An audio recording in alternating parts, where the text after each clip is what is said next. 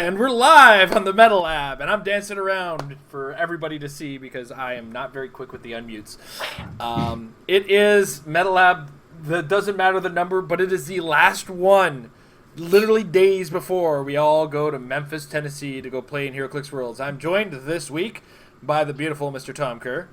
Good evening, everyone. The lovely Mr. Mike White.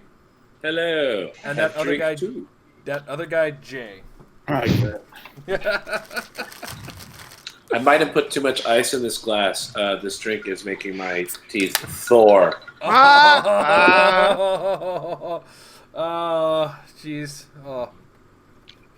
I can't make a joke about Oban 1794. I was gonna make some kind of lame pun about Rolling Rock, but it just didn't come out. If it was a rock event, that would be better. Yes, only Mike wins.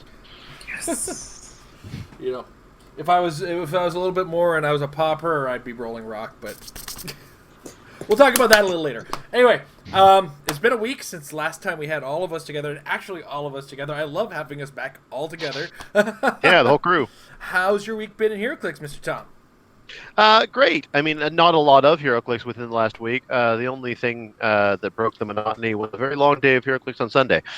We got to play a practice tournament with Jay and Mike here, along with Emily, at 401 at the new location, which is just immaculate. I really enjoy their new location.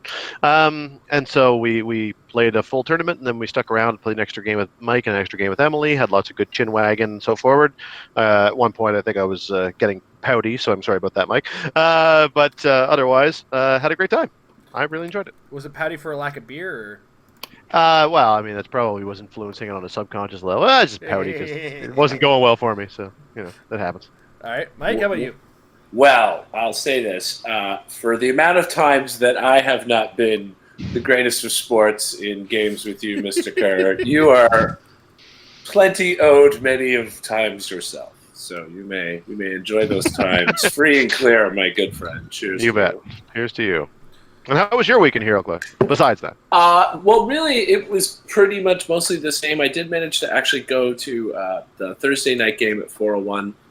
It was, what was it? It was 3 different teams. It was built 500-point Golden Age, and you'd play a different team each round. You'd roll off for the first 2 rounds until eventually you had one team left, and you'd use that last team. I'll be honest, again, because I've been so away from HeroClix with work and everything, and the only time I've been playing HeroClix, it's really been all about the competitive with Nationals and now with Worlds. That's where my brain is at right now. So I decided to kind of really last-minute build, and I just wanted to build with con stuff that I'd got recently, because there's a lot of that stuff that you just end up never playing with, which is kind of unfortunate.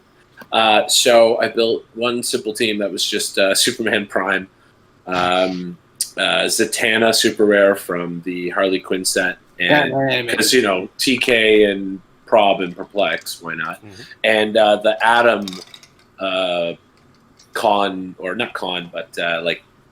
monthly prize figure, whatever it was. It's the one where if he's on a standard object, just on an object on the map.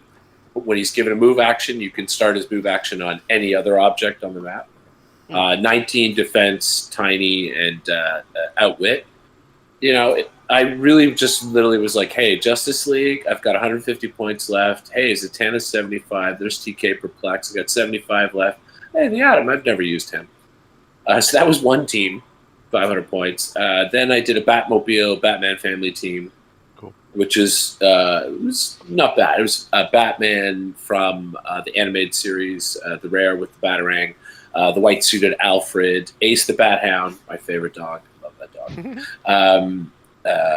25-point Nightwing with the Outsiders in the willpower sidestep thing, and the Robin on the Damian Robin from the Rebirth set, where he's on the Goliath dog thing, whatever it is. Yeah. But at 75 points, and 45-point Elseworlds Robin. So I actually ended up with way more vehicles and ways to carry people than I realized. When I looked at the deal, I was like, oh my god. I have way too much things to carry. Anybody else Like, got a license to drive? Yeah, right. Like the Batwing at one point was just standing there, kind of going, "What do I do?" So, but it was That's how fun. Batman does it. Yeah, and then my other team was a Weapon X team with the Weapon H from the recent Double Hulk box thing, Cosmic X-23, and a Weapon X scientist. That was it. And then I had 10 points left for an object, and I don't know, I grabbed the Blood X. So I was like, I don't know, let's just throw something on there. So it was, again, not really much thinking. Did play games with them. I played the Superman Prime team against a team that Manny built that was really crazy Avengers meta numbered and maybe not quite served for a casual event. And Superman Prime died on like turn 2 or 3. Wowza.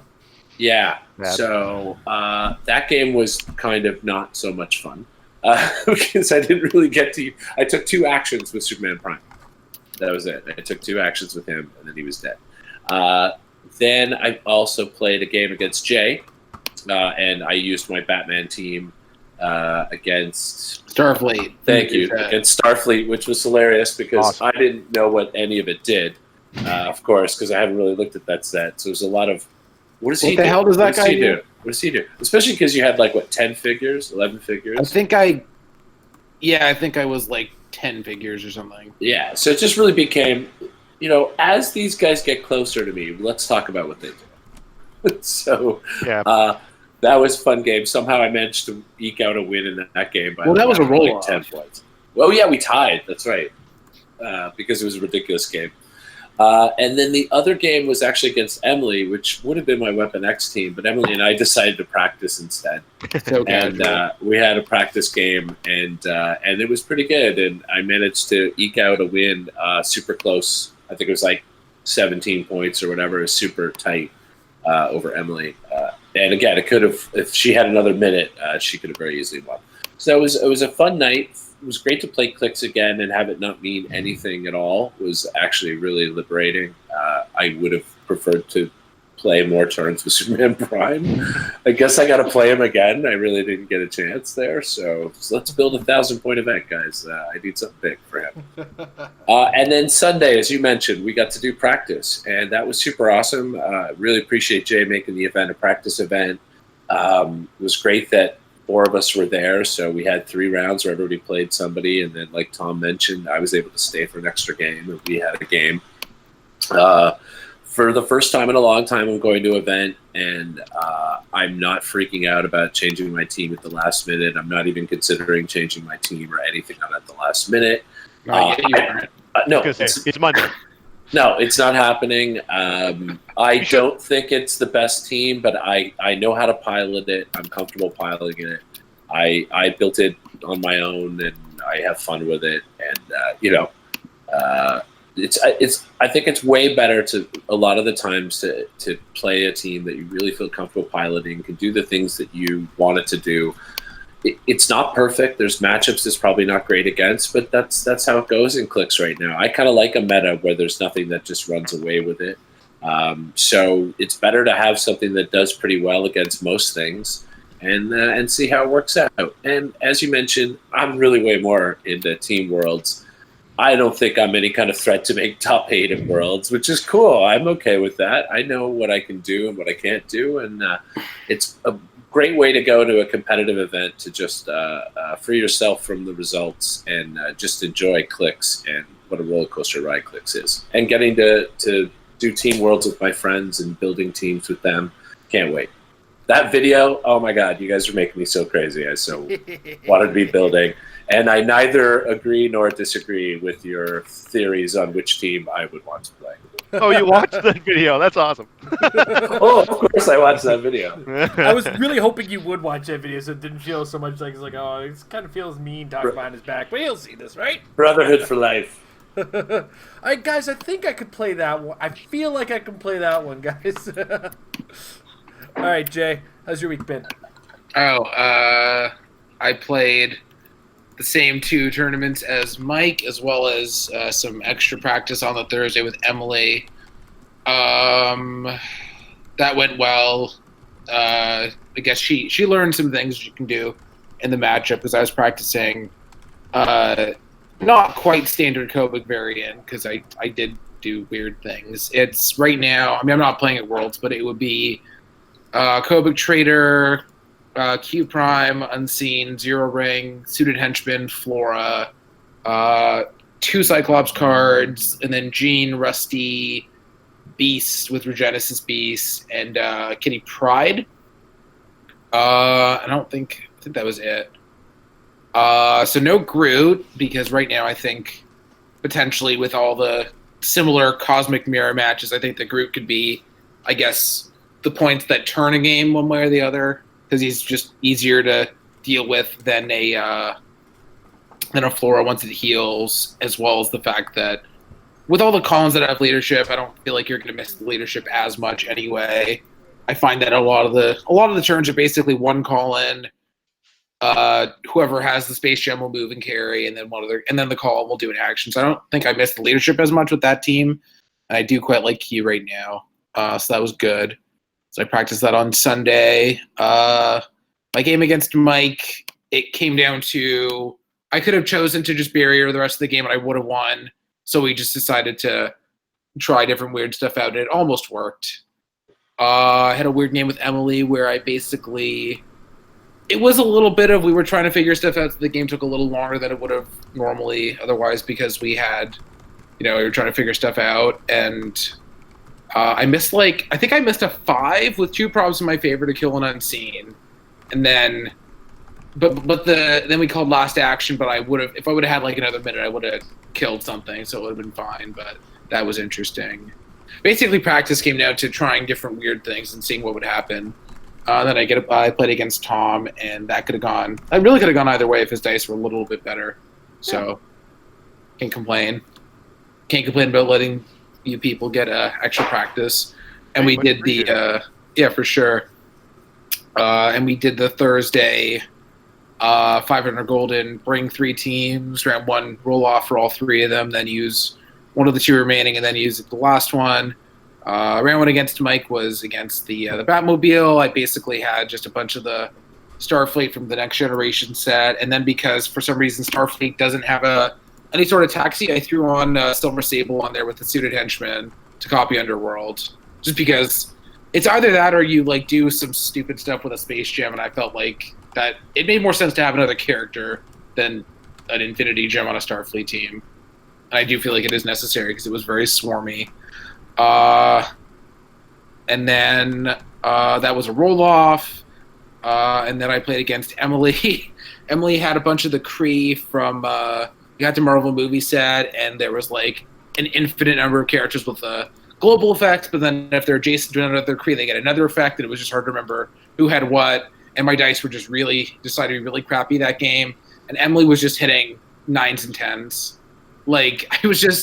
It got to the point where I was hesitant to prob her needing 10s because I knew she would roll it again. And then I did prob her with a team prob, and then she did. So that was dumb. I was playing Gotham City Underworld, a bunch of older stuff, some stuff from the Batman set. I think the oldest thing I used was the Champion Made Harley Quinn, which is still fun. Pretty good. And then I played, it just so happened that I ended up playing JSA against Manny's Justice League International. He had the new Lobo and some older stuff. I used Mr. Terrific from Rebirth for the first time, the T-Sphere one. He was fun. It was fun. And I had fun. That was the only game I won. The other 2, which I thought I had better teams, I thought I was going to win. I did not. So now... And that's about it, because I said Sunday first for some reason. All right, my week's been less exciting. Though if you're part of our WhatsApp chat, you'd know otherwise, because I've been slowly going insane. I finally finalized my team. I'm playing this one, the last one that I gave you guys with the last of the modifications, because that's it. I have to have fun playing this game, and this cosmic meta game can go eat a bag of shirts. Eat a bag of shirts. That's what they all say. Yeah, exactly. I had to very quickly change my direction on that one. But we have also started kind of introducing people to the new store and the game over at a place called Dolly's West. We've got a couple of people showing up for some demo games yesterday, which was kind of exciting. And it's super convenient because it's literally like 6 or 7 steps away from my house. So let me know. I'm happy to take the trip out there if I'm not doing anything else too. So. Yep. So we're actually running a sealed event the Sunday of the release of X-Men. So if you're going to 401, don't deflect yourself from 401. Right. If it's more convenient to come to our store, please come there. So we just kind of want to open it up because I've heard that there are voices in Mississauga, very quiet voices that every so often go, "We want to play." So we have a place for them now. Great. And the guy over at Dolly's is quite excited and has been working very closely with us to get things running. So we're really looking forward to working with William, who's running the store, and getting some things going. If you are interested, they are taking pre-orders on X-Men the Animated Series. Get them in sooner rather than later, of course. All right. That said, it is the last week before Memphis, and we how do we want to do this? I kind of want to lead with our yearly tradition. It's almost like bad luck, I feel like, but it can't be. No. No. Tom, do you want to introduce the yearly tradition that we have around Worlds? Sure. I mean, this is only the second year I think that we're doing it, but I like the idea of making it a tradition. That's why I suggested it in WhatsApp.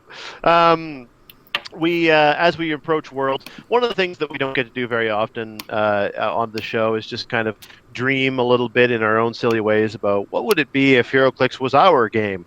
And the closest that you can get to that as a player is all you need to do is go win the World Championship, and then you get to design your own piece.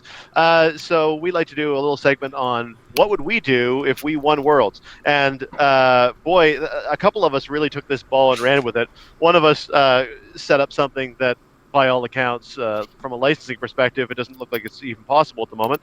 The other one decided that they would create more than one dial. So they would have to expand what's possible a little bit if these were things that were going to come true. But it's really just an opportunity for us to have a little bit of fun, have a few laughs, and share our love of our favorite figures and what are the types of things we'd like to see. So yeah, this is, if we won Worlds, this is what we'd like to make. All right, Tom, who's starting? I'm going to let you take the lead on that. I thought you wanted to because you were editing them together. That's fair enough. I figure I should go last because I'm the only DC and you're all Marvel. I was going to say you should go first for that same reason, and because you're the first one who actually got his permission in. That sounds good. You know what? Let's have Jay go first because oh god, okay. Enough, I really like it. Yeah. Yeah, all done. Right. Starting off the best one. Damn. Okay. I don't know what I'm assuming you screen shared it because I'm going to be screen sharing the second you introduce the character. I'm going to open I like up the JSA, obviously. I was going to do Green Lantern, but realistically, between the 35.1, that's just the utility but can still attack stuff, attack well enough piece, and the monster Kingdom Come version that has the keyword and team ability. I felt like he was basically okay. But I felt like I could have done a little bit better for the Jay Garrick version of Flash, just because what we have from him. I mean, like the last JSA one was literally hypersonic, nothing else on the dial. Simpler. They always want to make him super simple, like as if he's the uncomplicated Flash. But then you can't really like sink your teeth into it, you know? Yeah. So I figured he's basic Flash. Yeah, I mean, they made him. The first time they made him was literally just hypersonic, and then that's basically been what he is. Like the 10th one was again literally hypersonic. That one was basically that. The Flash set one had hypersonic and then got charge flurry, but also like he doesn't have defense powers. Mm-hmm. Like the 10th one didn't have any defense powers. The Flash one started with willpower. I think got reflexes later, and then the Joker's Wild one only has a defense power while he doesn't have move and attack. So I just wanted to go a little more complicated but not overpowered. So I don't know. Is it up now? It's up. Okay. Let's see it. So I started off with keywords aren't complicated. There's been one. All of these keywords have been on him and HeroClix before. There's not really any that are missing. Everything here is pretty obvious. I guess he's pretty much only unique because of his second trait, where you I guess let's go in order. Sure. So he has Indom because Flashes should really have Indom. They they heal faster than normal humans. They can, they're not human level. So I felt that was justified. A little bit of improved movement. You could argue for improved movement blocking, but I just feel like improvement blocking without destroys is a bit too plays itself. Like you run in and out, and you can never get shot back if you're on the right map. So hindering makes sense. Characters make sense, and it's especially good now that you can't outwit those things. Combat values are average, except for the speed, but he's a Flash, so it's acceptable. So the first trait is we've seen this a lot. This is a standard thing, although I guess the Rebirth ones didn't have it, but the simpler time trait, where I figured I wanted to do something a little bit different because there hasn't been quite anything like this. I like the idea of, I guess the idea here was that he's empowering somebody with the Speed Force or protecting somebody, and he has a Speed Force, so sort of, I don't know what sort of human level character using Precision Strike is going to be able to really use that on a Flash level character. I know Mike's a fan of the Flash as well. It didn't really always make sense that Bullseye can tag the Flash when he's the Flash, so I wasn't a huge fan of that. The second trait is basically just to address the fact that there are sometimes JSA characters that don't have the team ability. Like in Modern, there's I pulled them all up. 1, 2, 3, 4, 5, 6. Yeah, 6 of them in Modern don't have the team ability. And for some reason, almost all the champion-made ones don't actually have the team ability. Like, there's more, as far as name keywords go, there's more JSA champion-made figures, which is interesting than any other. But most of them don't actually have the team ability, so I wanted to remedy that, as well as any other random characters that don't have it. But I also wanted to I wanted to include some sort of other thing in the trait, just in case that you don't actually use that part of it. So I added you get 2 simpler times instead of 1 if nobody actually gains the keyword with the second trait. And then the third trait is first you have the standard Speed Force, of course. Mm-hmm. I don't know if you intended for me to actually read all this out, but it's all on the screen. So standard Speed Force. And I wanted to use I wanted to call back to the original version of Hypersonic, even though I didn't actually play at the time, but the first character to have Hypersonic, or was he actually the only one in that set, or was it just, I can't remember, I wasn't playing that. I don't know if that one Flash was in Hypertime? Yeah, was it the only one to have it? There was a Superman, I think, that had it. Okay, but either way, I mean, he came out at the same time, so one of the first characters to have Hypersonic, so I gave him the ability to use speed tokens to get old style Hypersonic, where you attack the character again and again and again, and then they get the +1 for each time. But I also worded it to allow him to use it with not just Hypersonic, because he does have some charge clicks. And I also specifically didn't give him Precision Strike on the first click because I felt like it would be too good to combo that with Precision Strike, because you would get past reducers. I can get that a Flash can punch, enough times to maybe get through a reducer like that, but I wanted to at least have that not be top dial to compensate, sort of thing. Mm-hmm. And then the only special power was just a standard sort of speedster power. Energy shield makes sense. Super senses make sense, sort of thing. So outside, I mean, the trait there are a bunch of traits, but they're all sort of mechanics that exist in the game. One just gives a team ability. One is the one that all the JSAers have, and then one is the Speed Force, which is kind of common. So I felt like there is a lot, but there's also just not a lot, and then the dial's very vanilla. Sidestep, Hypersonic, and Charge are all self-explanatory. Precision Strike is also kind of, fast enough to have that power. Quake, just because, if you're that fast, you can punch that many characters. All the defense powers are pretty self-explanatory. Regen, because speedsters can heal faster. And, once you're at that, I mean, I guess the defense values don't actually matter because of the JSA team ability, but if there's a situation where you can hit him off of that 6, he only has a 16, so if you can hit him, you're fine.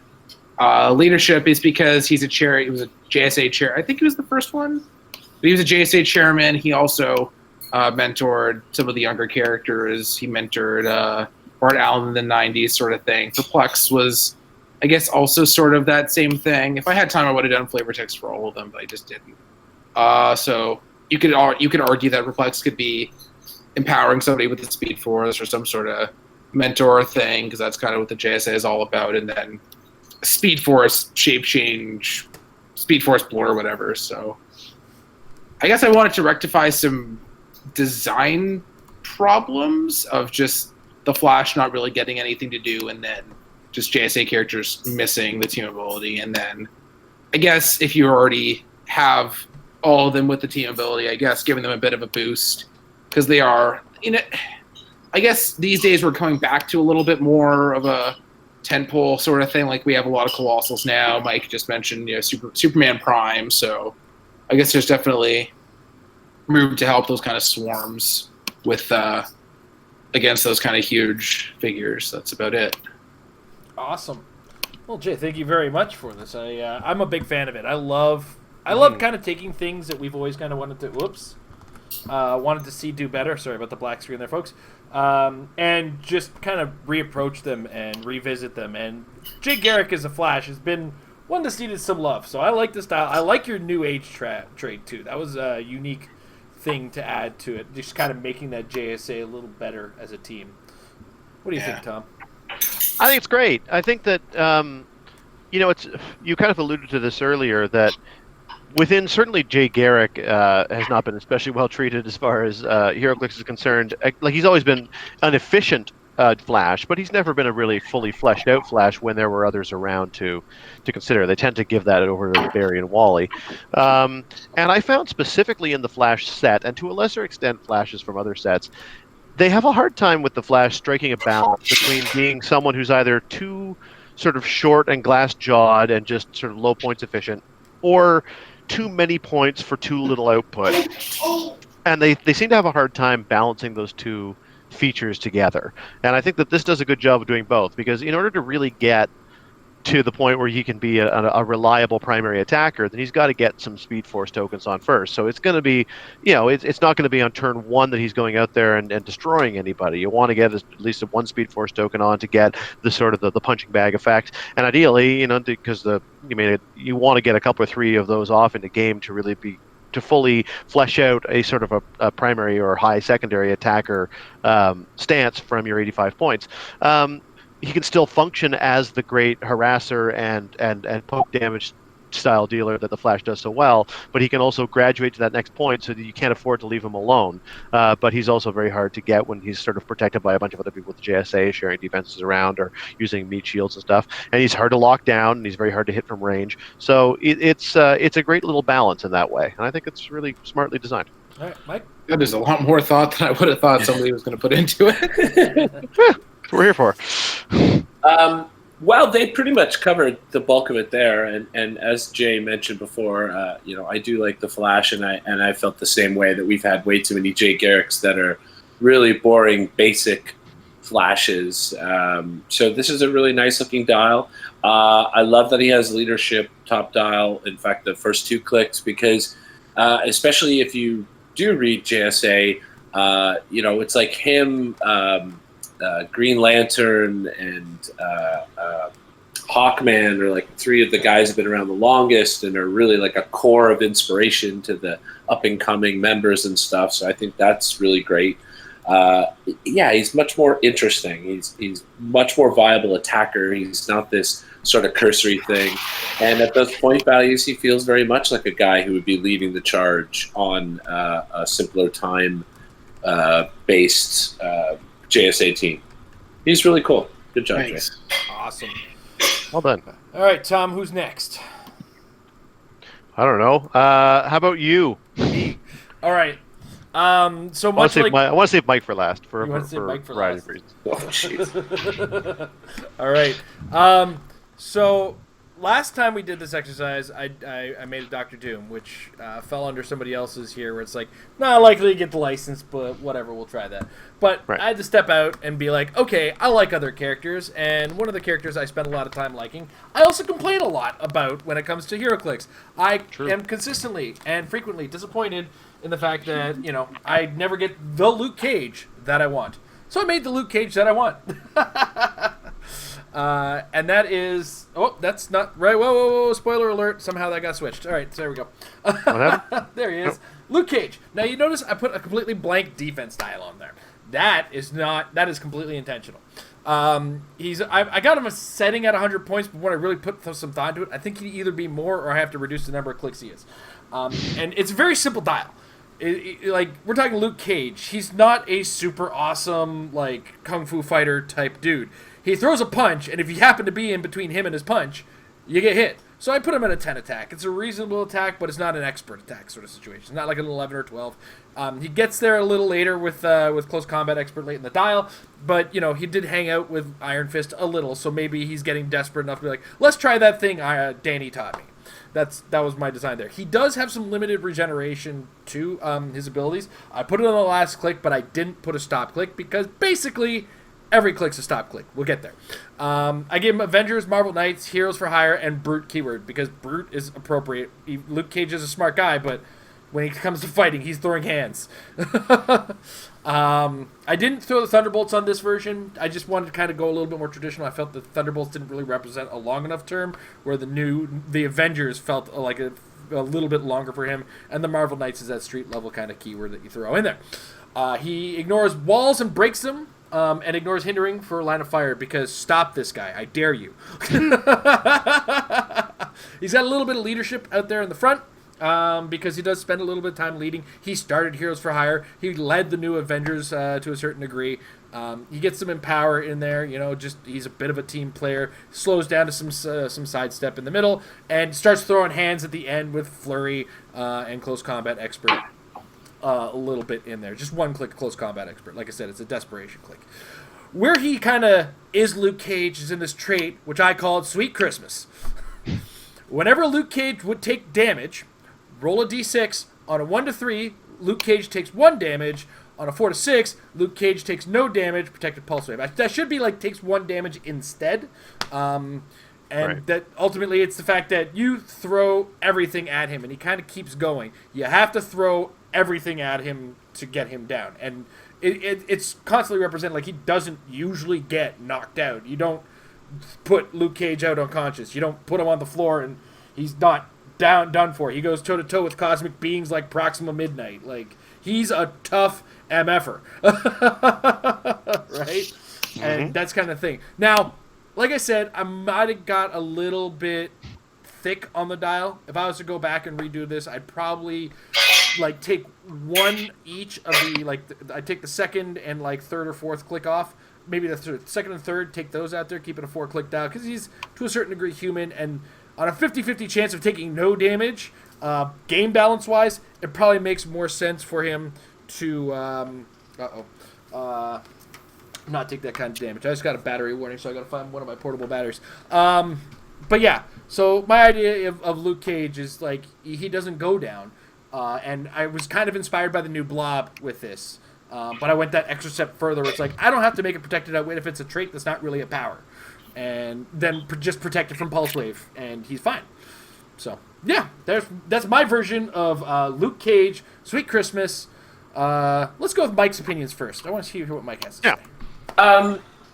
I will say I love that trait. I think that's great. I think it's a great representation of Luke. I will say that I would have named it differently.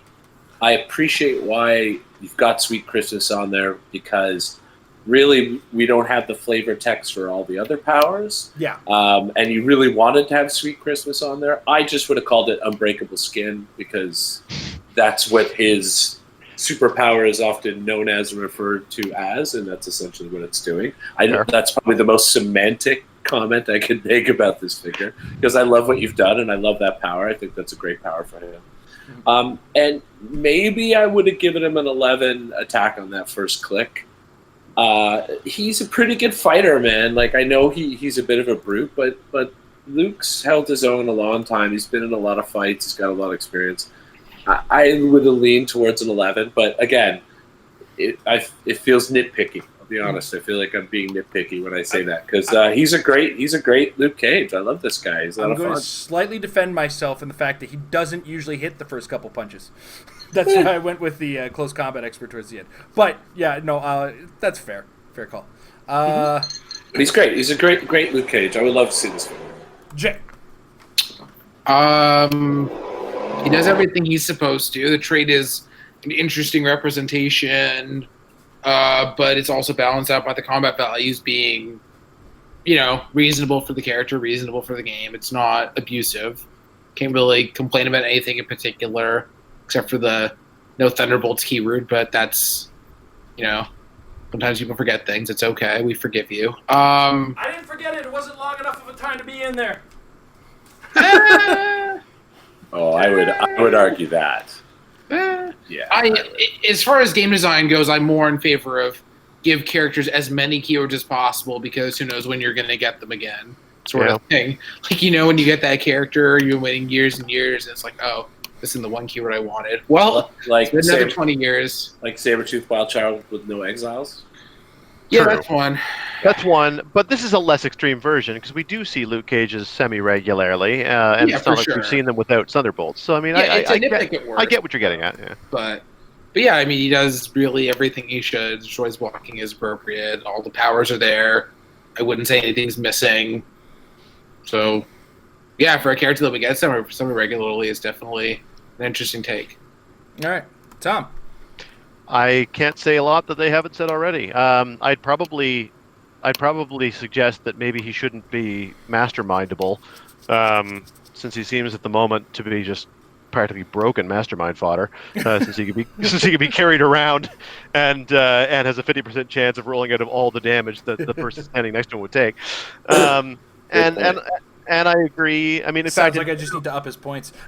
Yeah, that or shorten his dial. And I agree that maybe I like the fact that he's only got the one click of regen, but there's also the only way to avoid it is to one-on-one. He's almost unbeatable, and there's some logic in that, and but then again, one-on-one against Galactus, he's unbeatable, so it seems a little weird. But I mean, who knows? Maybe he could beat Galactus. I'm also concerned about funny you mentioned the Blood Axe earlier. Since the first time I saw this dial, the first thing I thought was the Blood Axe, and I was like, oh, you'll never kill him. So maybe some restriction on healing. It's so powerful, the whole 50% chance of no damage or only one damage. But otherwise, I think it's a fine representation of him. But I think your instinct is right. Maybe shave it a click or two off, and maybe make him not mastermindable. And I think you probably get there. Otherwise, it's a really good design. Yeah, we're not talking about keywords that have a lot of mastermind anyway. So it's yeah. I mean, ultimately, though, I kind of see where Tom is coming from a strictly game balance. I didn't do a lot of the usual stuff that I do with stuff like this, because I forgot we do this now, and I did start this dial this morning. So okay, let's do something simple but crazy that I can create something that's crazy. And I think to a certain degree, I agree with limiting healing, but not necessarily completely removing it. Right. Yeah. We're support will do less. Mastermind make the healing the same cap. It can't be more than one. Yeah, that would make sense. Yeah. You can't be healed more than one because it can't be damaged more than one. Yeah. Especially considering you're talking about a keyword that has Night Nurse. Yeah. So. All right. Jay, did you? Yep. He chimed in. Jay did. Tom did. So yeah, we're good. All right. So I'm done. And since we're saving Mike for last, Tom. Yeah.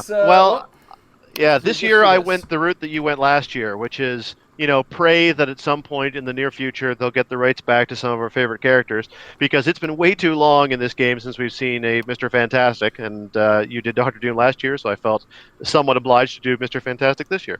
It's Tom trying to say that how do I keep doing this? You know what? I just realized why I keep accidentally screwing this up. Oh. Because I have preset my keys, my hotkeys to change the windows to the same thing that in Google Chrome, if you have multiple tabs, if you hit Control 1, it goes to the first tab. So I have now showed Mike's off several times and forgot to reorder the tabs, and that's all my fault. Well, sorry, guys. I doubt anyone is taking what we're doing with our fantasy dial so seriously that they're pausing and poring over it. No, definitely not. I hope they're seeing the big yellow letters I have in the top that say, the dials being presented are not real and are part of our regular tradition of creating hypothetical dials if we're to win the world championship. Right. And also one person on this podcast is literally not even playing. Yeah, exactly. So, I decided to go with Mr. Fantastic, and I decided to go the route of creating a title character, because that seemed like a lot of fun to me. And I think that he would be a great title character. This is Mr. Fantastic, Brilliant Scientist. Reed Richards' team is Fantastic Four, since I assume if we're ever going to get the Fantastic Four property back, maybe we'll get the team ability back as well. And one of the things about creating title characters, as we've all seen up until this point, is title characters have never really had special powers, and they've never really had traits besides the actual title character trait. And so I wanted to stick to that tradition here. And so you got to do a couple things where, it probably would make more sense for him to have giant reach 4 than 4 range.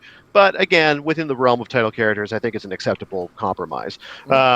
So he's got 4 range for that reason. His keywords are also pretty straightforward. Another thing about title characters, they don't tend to give them a million, but they give them a decent number. And what more, this is Mr. Fantastic in every meaningful way. Avengers, Fantastic Four, Illuminati, and Scientist. That's him. Dial's fairly generic, but I will go over it first. We start with he's 7 clicks deep. Again, title characters tend to have pretty good dial length for their points. Starts out with some plasticity, followed by a leap climb.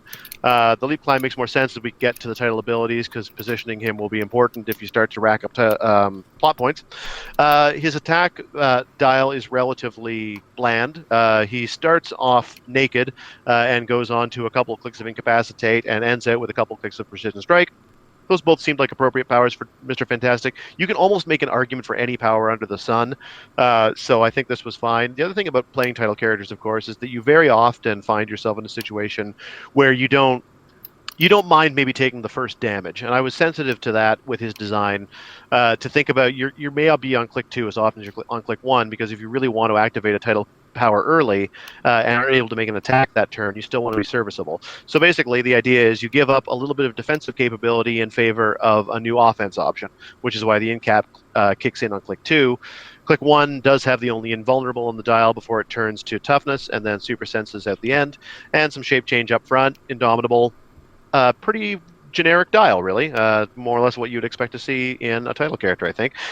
Significantly for Reed Richards' Mr. Fantastic, there's nothing on this dial that represents him being a brilliant or scientifically working his way through things. That's where all the title character stuff takes over. So the dial itself is more about him just being a big, flexible, pliable guy, and a little bit of justification of the brilliance when you get to late precision strike. He starts with 2 plot points, and now we get into the actual plot point abilities. So he's got 2 different abilities to get a +1 plot point. One is testing a theory, which is just outwit. So he can take a plot point and use outwit. There is no character that better constitutes an outwitter than besides maybe Batman. But to me, Batman is the essence of stealth, and Reed Richards is the essence of outwit, in my opinion. +1 also I anticipated that. Choose a friendly character. That character gains protected outwit until your next turn. So that's the other thing he can do to get +1 plot points, as opposed to outwitting, is protecting himself or a different friendly character from outwit.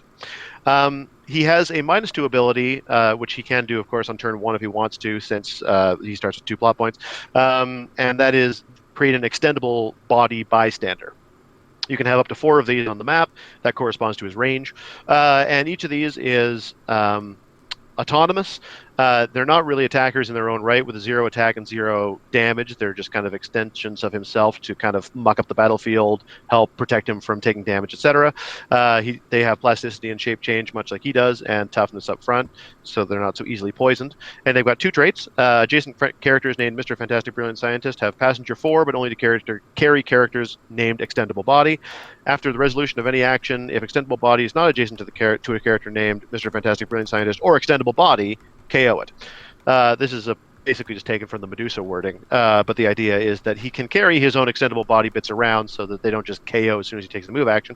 And based on the sequence of events from just kind of rereading the rules, I think it would work fine to take the action, do the placement from carry, and then you're never away from it long enough to trigger the KO effect.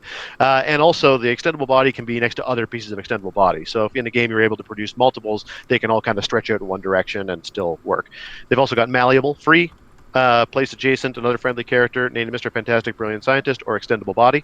So this kind of allows him to move around in a kind of a cool and funky way with each of his extendable body pieces, moving him or other extendable body pieces around, allowing him to slinky his way around the battlefield, as you would expect from Mr. Fantastic. And finally, a -4+. That's not an error. It's -4 and then potentially plus more. The world's smartest man. Outwit, perplex, probability control. Characters targeted by Mr. Fantastic, Brilliant Scientist Outwit can't use Protected Outwit, and their powers lose and abilities lose Protected Outwit. So basically, he can outwit people even if they're protected. And it says, when activating this ability, you can remove any number of additional plot points, and for each one removed, choose one of the additional. He can use an improved targeting ability of his choice this turn. He can use Outwit. He can an additional time. He can use Perplex an additional time, or he can use Prob an additional time. So the idea here is to represent that Mr. Fantastic spends a lot of the arcs sort of figuring out what's going on. He'll often be kind of standing at the back of the battlefield, influencing in small ways, outwitting and stuff like that, and otherwise getting in a few shots here or there. But mostly he's working on trying to figure out what the master plan of the villain is and ultimately solve it. So if he can rack up 4 plot points, then he can use Outwit, Prob, Perplex, and hopefully that's great. But if he's got extra ones, he can use it to double or triple up on the Outwits or the Perplexes or the Probs, or to gain an improved targeting ability if he needs to see through stealth or see around a mountain, and basically just sort of do whatever it takes, get as many plot points as it takes to figure out how to beat Galactus or Doctor Doom or whatever, and then do it. And then the idea is that you got to KO him before he does. So yeah, that was my fantasy dial for Reed Richards. You definitely nailed that. Reed Richards is a smart guy element to him, where it's like he's less, where you kind of got him slightly less combat focused and more outwitting, protecting you from outwit, and then stretching to be obnoxious. Because I like you get the extendable body parts are also plastic, and also having shape change are just a nightmare to deal with on their own. So I'm a big fan of everything you got here. Title characters are such a tricky venture too. There's a lot that you have to plan for, and you kind of have to put it all out there to figure it out. But it's also an open design space where you do get to go way more intense with how cool the character is and how everything about that character is. So really, really like this style myself. What do you think, Mike? It's very interesting. I think you absolutely nailed the basic dial. It's reminiscent of many Mr. Fantastics I've seen over the years. Right. Definitely, I think it's exactly correct. And the fact that you've thrown the outwit into part of the title abilities makes sense for it not being there or not having a special power, that shape change and outwit, as it were. I would really love to see this character built, because I would love to see how it plays out, because my biggest worry with it, and is kind of part of what Jay hinted at, which is he is very much like a support type character with the outwit or whatever, which can be a bad thing for a title character, because the title character has to be making the attacks if it's using these plot points, or else it's going to be taking damage. He does have a good size dial, and like you mentioned, he can afford to drop a couple of clicks down early on to get plot points from using outwit, or for giving people protected outwit. So that does compensate for that. I just worry in terms of ever trying to get significant plot points. You know what I mean? He's really not an attacker. That's his one drawback. But the malleable is so cool for reposition, especially if you take the option and you actually get a little crazy with getting plot points on him. You get a couple of those body parts out there. You could do this whole leapfrogging to move them all the way up and do stuff. I guess overall I worry about his ability to get enough attacks in to compensate for the title abilities. Agreed. But man, this is such an awesomely cool Mr. Fantastic. Tom, you definitely win for doing their homework the best. Holy cow. Who knows? That title may yet be in dispute. It's epic. This thing is epic. I love it. All right, Jay. You're muted. You're muted. I like pretty much everything here. I don't know if you accidentally included everything being a 4, 4 keywords, 4 range, minus 4 plot points. Some of those were intentional. Some of those were not. 4 keywords was a coincidence. Max 4 on the Pogs. Yep. Yeah. I was afraid that the Pogs got the stats like Medusa before I reread it further just to make sure. Right. Yeah, I mean, he definitely is the kind of character where he has to spend time figuring things out, so it does make sense that he has to build up plot points. I mean, obviously the fact that he always has access to outwit with the +1 does make sense. It's a good it's a good way to integrate that. But yeah, I guess the only issues are just the way the mechanic of a title character works, like the fact that you can't include like leadership and shape change or something else at the same time. It's just an incidental, unfortunate part of the mechanic. What can you do? But yeah, I like the fact that you balanced out how annoying the pogs could be by giving them the kind of weaker stats, and the fact that it takes 2 plot points. Dial's just long enough. All the powers are good. Everything's there that it needs to be there, which I think is the important part. And I also like the fact that while it is a devastating 1 KO effect, you can plan around it. Yeah, you can build around it. Don't play a character that requires that sort of thing, so. I mean, I guess it depends how many of these hypothetical Fantastic Four characters that don't exist even have. Right, exactly. Yeah, it's easy to build around it when they're all in our brains as a fantasy at the moment. But yeah, I would definitely consider trying it out. I guess the new Mr. Sinister title character is a scientist, but otherwise there's not a lot of title characters for those, so definitely see myself trying that one out if it existed. All right. And it's just here with mine, so it's automatically the best other one here. I agree, yeah. That's what it was really going for. All right. Last but most certainly not least, actually last Yes, but indeed. most. This is going to be Mike. Now, Mike, just as a heads up, I got it in order of Spidey, Wolverine, and Captain America for your explanation. Is that Okay, cool? sure. All right, cool. All right. So without further ado, Mike. who are you gonna Yes. make? So I blame part of this on being a Pisces and being indecisive. So of course I went with something that made me do multiple dials. As many people know, and if you've ever seen the tray that I use for my team, I'm a big lover of Moon Knight. And I feel like we've gotten a lot of crappy Moon Knights over the years. Love the Mr. Knight Moon Knight, though. I gotta say, that was a fantastic figure. Love playing that figure, so thank you for that one. And I've always loved the fact that he's got this whole split personality, multiple personality disorder. In most of the books, it's really focused more upon his identities. So Mark Spector, Stephen Grant, and Jake Lockley. But there was a time period where he had 3 voices of the Avengers in his head, and he started sort of emulating their fighting styles and their characteristics as part of his psychotic break. And it was Spidey, Captain America, and Wolverine. So I've always been thinking about, hey, wouldn't it be cool if we had a Moon Knight that was like a shifting focus Moon Knight, and he could turn into these different versions of this sort of personality break. So the first dial is his Spider-Man version. In all cases, I had fun with the real name too. Of course, I had to put all 3 of his book personality names in there. For this, and I gave him Avengers and Spider-Man because I felt like, again, this is the Avengers in my head version. He's an Avenger at all times, but he does team up with lots of people. He was teaming up with people, so I feel like you should have that sort of added option in there. This version has a 4-range double target. It's meant to be Spider-Man. It's meant to sort of emulate him leaping around and sort of getting in people's face and tying people up with web shooters. So I gave him Flurry as his sort of attacking power, top dial. I gave him a special power on attack, which is web them up like Spidey does. So it's in cap, but I added in that Moon Knight can use it as part of a close combat attack, and that way he can actually use in cap with Flurry. So it's, he's got 2 hands, he's got 2 web shooters. That's why I gave him double target as well as this sort of ability to do in cap as part of a flurry attack.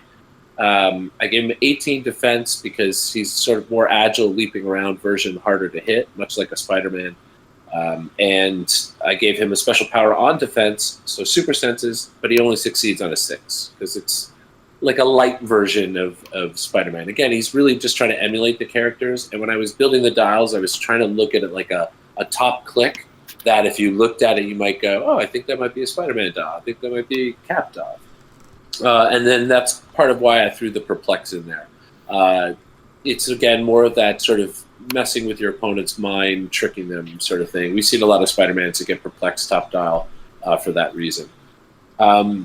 And as I mentioned, so I probably should have gone over the traits first, but whatever.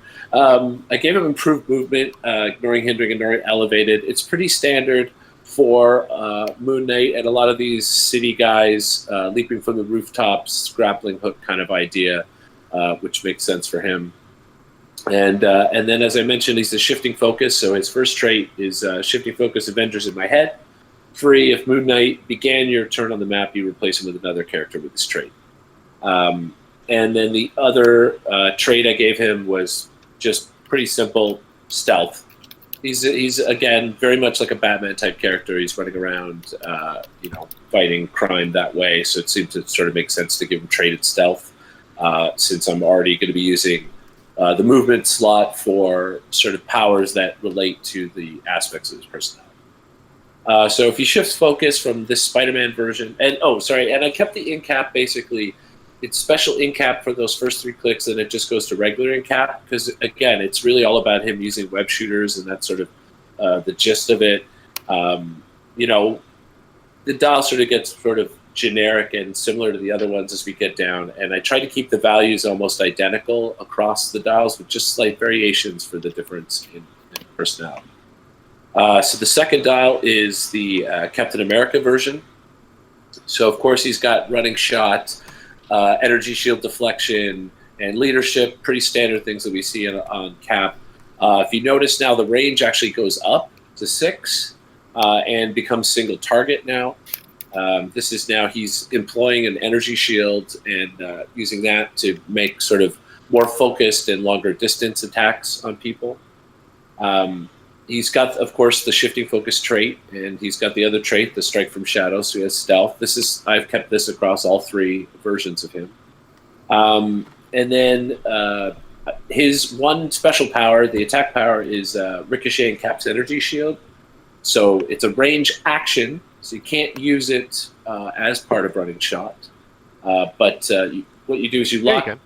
No, you can. You can actually do that. That's the range Yeah. you're allowed to use with a running shot. If you wanted with to a not power use a running action, shot, yeah. you need Yeah. power. Okay. So I should have made it power action. I actually maybe I can leave it. I like it with running shot. I think Okay. it works. I was worried it was a little too powerful as part of running shot, but I don't think- it should say lock Moon Knight's damage at his printed value. That was a typo. I Oh apologize. yeah. So lock Moon Knight's damage at his printed value until actions resolve. After the attack resolves, Moon Knight may make a second range combat attack, counting range and drawing line of fire from that hit target square. I wanted to make sure that the action itself didn't resolve, so we didn't have any kind of weird other effects kicking in and things like that. I'm not sure in reading it afterwards whether the wording will cover if that first target is KO'd. I don't don't know. think you should be concerned about the exact wording. but- Okay. So anyway, that's my Probably hope is that gonna it doesn't negate that. So Yeah, good point though. But so anyway, pretty simple, Cap-like figure. He's running, he's throwing the shield, bouncing off a couple of people. I gave him that for the first 2 clicks. And then he obviously switches now into running into your face and getting in close. And then as he's sort of shifting off of charge and he's staying locked in with you, he's got some close combat expert. He's got a long background of martial arts skills as well as being a soldier. Which I also just realized now, I did give him keywords, and they're not actually here on any of the images I printed. I didn't realize that till now. It's all good. Of course, I missed that. Keywords that I gave him were Avengers, Detective, Martial Artist, and Soldier. Because he was a mercenary, that's what led to him ending up where he was. Obviously, he's an Avenger, Martial Artist, he's got lots of training, and Detective. One could argue that maybe this version was less of the detective-y version of Moon Knight, but he has developed his investigative skills over the years. And then the last style is my Wolverine version. So no range, of course. Slightly higher attack than the other versions with the 12, because this is the really he's amped up and raring to go, charging in. All those other same improved movement and so forth. Gave him Battle Fury because he's again, he's kind of channeling Wolverine, and he's letting Logan tell him that, just run in and start throwing claws. That's what you should be doing. So it seemed like a fair representation to start. It does make him a little bit more valuable as a shifting focus over to him, not just for the 12 attack, but now you've got a way of getting around shape change top tile. And then I gave him a special defense power, resilient like a Wolverine, combat reflexes, and toughness. Pretty straightforward. He wants to be in there. He wants to tie you up. He's better in close because he's channeling Wolverine, and he needs to be shrugging off a little bit of that damage, but he doesn't have Wolverine's healing ability, what have you. I kept the blades long on the dial because I felt, again, if he's really being the Wolverine version, that's really the gist of it, is he's just clawing away on people. And I will say that I think that going forward, if I was editing this, I would have to change the end dial, because I feel like the Cap shifting focus and the Wolverine shifting focus are a little too similar at the end. So it's almost like, why would I shift between the two? Yeah. The last click is exactly the same. Yeah, With like range. So I feel like I would probably lose the close combat expert, and I'd give him regen for the one click. I mean, Moon Knight, the character himself, came back from the dead, so it's not unreasonable for healing. And again, it is representative of Wolverine. So it was fun making the dial. I think I put myself out of the running by having 3 dials, and they would just look at me and go, "Look, buddy, you're a little greedy here." But I couldn't. I had to do it. I've always wanted a shifting focus Moon Knight. I think he's perfect for the medium. And in fact, I got crazier too with coming up with shifting focus alter egos of his identities, and I think I've made a whole subset of just Moon Knight and his personalities. All right, Jay, what do you think of this? It would have been funny if you intentionally did not give one of them Avengers, even though it doesn't matter, because he did that one point where he did rip up his Avengers ID card. Yeah, it's fair enough. I always told Manny I wanted to win Worlds and make a version of Moon Knight that couldn't be called with his ID card for exactly that reason. That's a joke only you would get, and everyone else would just be mad. Yeah, I would have got it. I would have liked it. yeah, just the 3 of us. Because at one point, like, he wants to go after Doctor Doom, and he's like pretty crazy at that point. He's probably gonna kill him, and they're just like, no. And he does it anyway, and he like literally like burns it, I think, or something. That would have been pretty funny. He was the super asshole version of Moon Knight. I swear, that whole series, he was a jerk. No one liked him. I don't know how he ever stayed an Avenger. I mean, he didn't. No, but I mean, even for that. But yeah. But yeah, I mean, I like all the different versions. It does make sense because, if you're gonna have a completely different personality, your abilities and your powers are obviously gonna be different. I like Spider-Man's team ability. Obviously, he's been on a bunch of teams, and it all makes sense. All the different versions do what they need to. Nothing really to even nitpick about that I can think of. I don't actually have it in front of me, so I'm just going off memory basically. But I don't think. Did any of them have invulnerability, or was it toughness at the highest? Toughness at the highest. Oh, okay. You could argue that like one version could have it, although I guess not of those versions probably. But yeah, I can't really think of anything to nitpick about for this specific version. So, all right, Tom. Yeah, I don't know the characters run as well as you do, so it's for me. I'm more nitpicking the dial than I am talking about the content of the character. I only kind of have a superficial understanding of Moon Knight. In terms of the actual stats, I mean, you alluded to this, but on clicks 2 through 6, the actual stats are identical on all 3 of them, with the exception of range. And so I thought it was interesting that on click 1, there's only their stats are identical, but for one thing. And I was kind of wishing that Cap had one. The Cap version had +1 to something. Because I Wolverine contemplated that too. I thought maybe movement, because damage felt too much. A 4 damage would be way too much. I agree. I would do movement, even though it doesn't have a lot of practical applications, since the running shot wouldn't give you an extra swing. At least it would just continue the theme, Yeah. And then he's already kind of the best one as far as your alpha striker is concerned. As you're winging your way up the field, I mean, he can be carried. He's protected by stealth and ESD. So depending upon the situation, I would probably be choosing to be him until I switch to someone else, especially with leadership there as well. I do like the fact that it's a different damage power on each one for one click that each represents a particular version. I really love that. And I like the fact that you resisted the urge to give move and attack on everything. Move and attack is certainly very ubiquitous, and on a shifting focus character, I mean, you've already got the running shot and the charge in 2 cases, so I like the fact that Spidey just starts with straight up flurry. It's nice to see starting flurry on somebody. So yeah, I think that they're really well designed, and I think that it's a clever use of the shifting focus mechanic. I think you kind of you made the right point, which is the only thing that really you might want to reconsider if this were a quote unquote real thing is just maybe differentiating the Wolverine and Cap back dials a tiny bit. And yeah, I mean, I know we discussed it earlier in the show, and I know the dream is to have the shifting focus, and I love shifting focus as much as anybody. But I feel like realistically, they'd probably give you something to the degree of a trait, where it'd be like, hey, pick a character, and these are the powers you get for it. That said, I love where you're coming from with this one. And, yeah, we can dream. Yeah. So overall, and again, much like Tom, I don't think I know anybody who knows Moon Knight even close to as much as you do. So I mean, maybe even some of the writers are like, "Hey, Mike, could you help me out here?" Yeah, so, I might have obsessed a little bit about him over the years. Yeah. It's why I've always tried to avoid doing Hulk too. It's like, oh man. All right.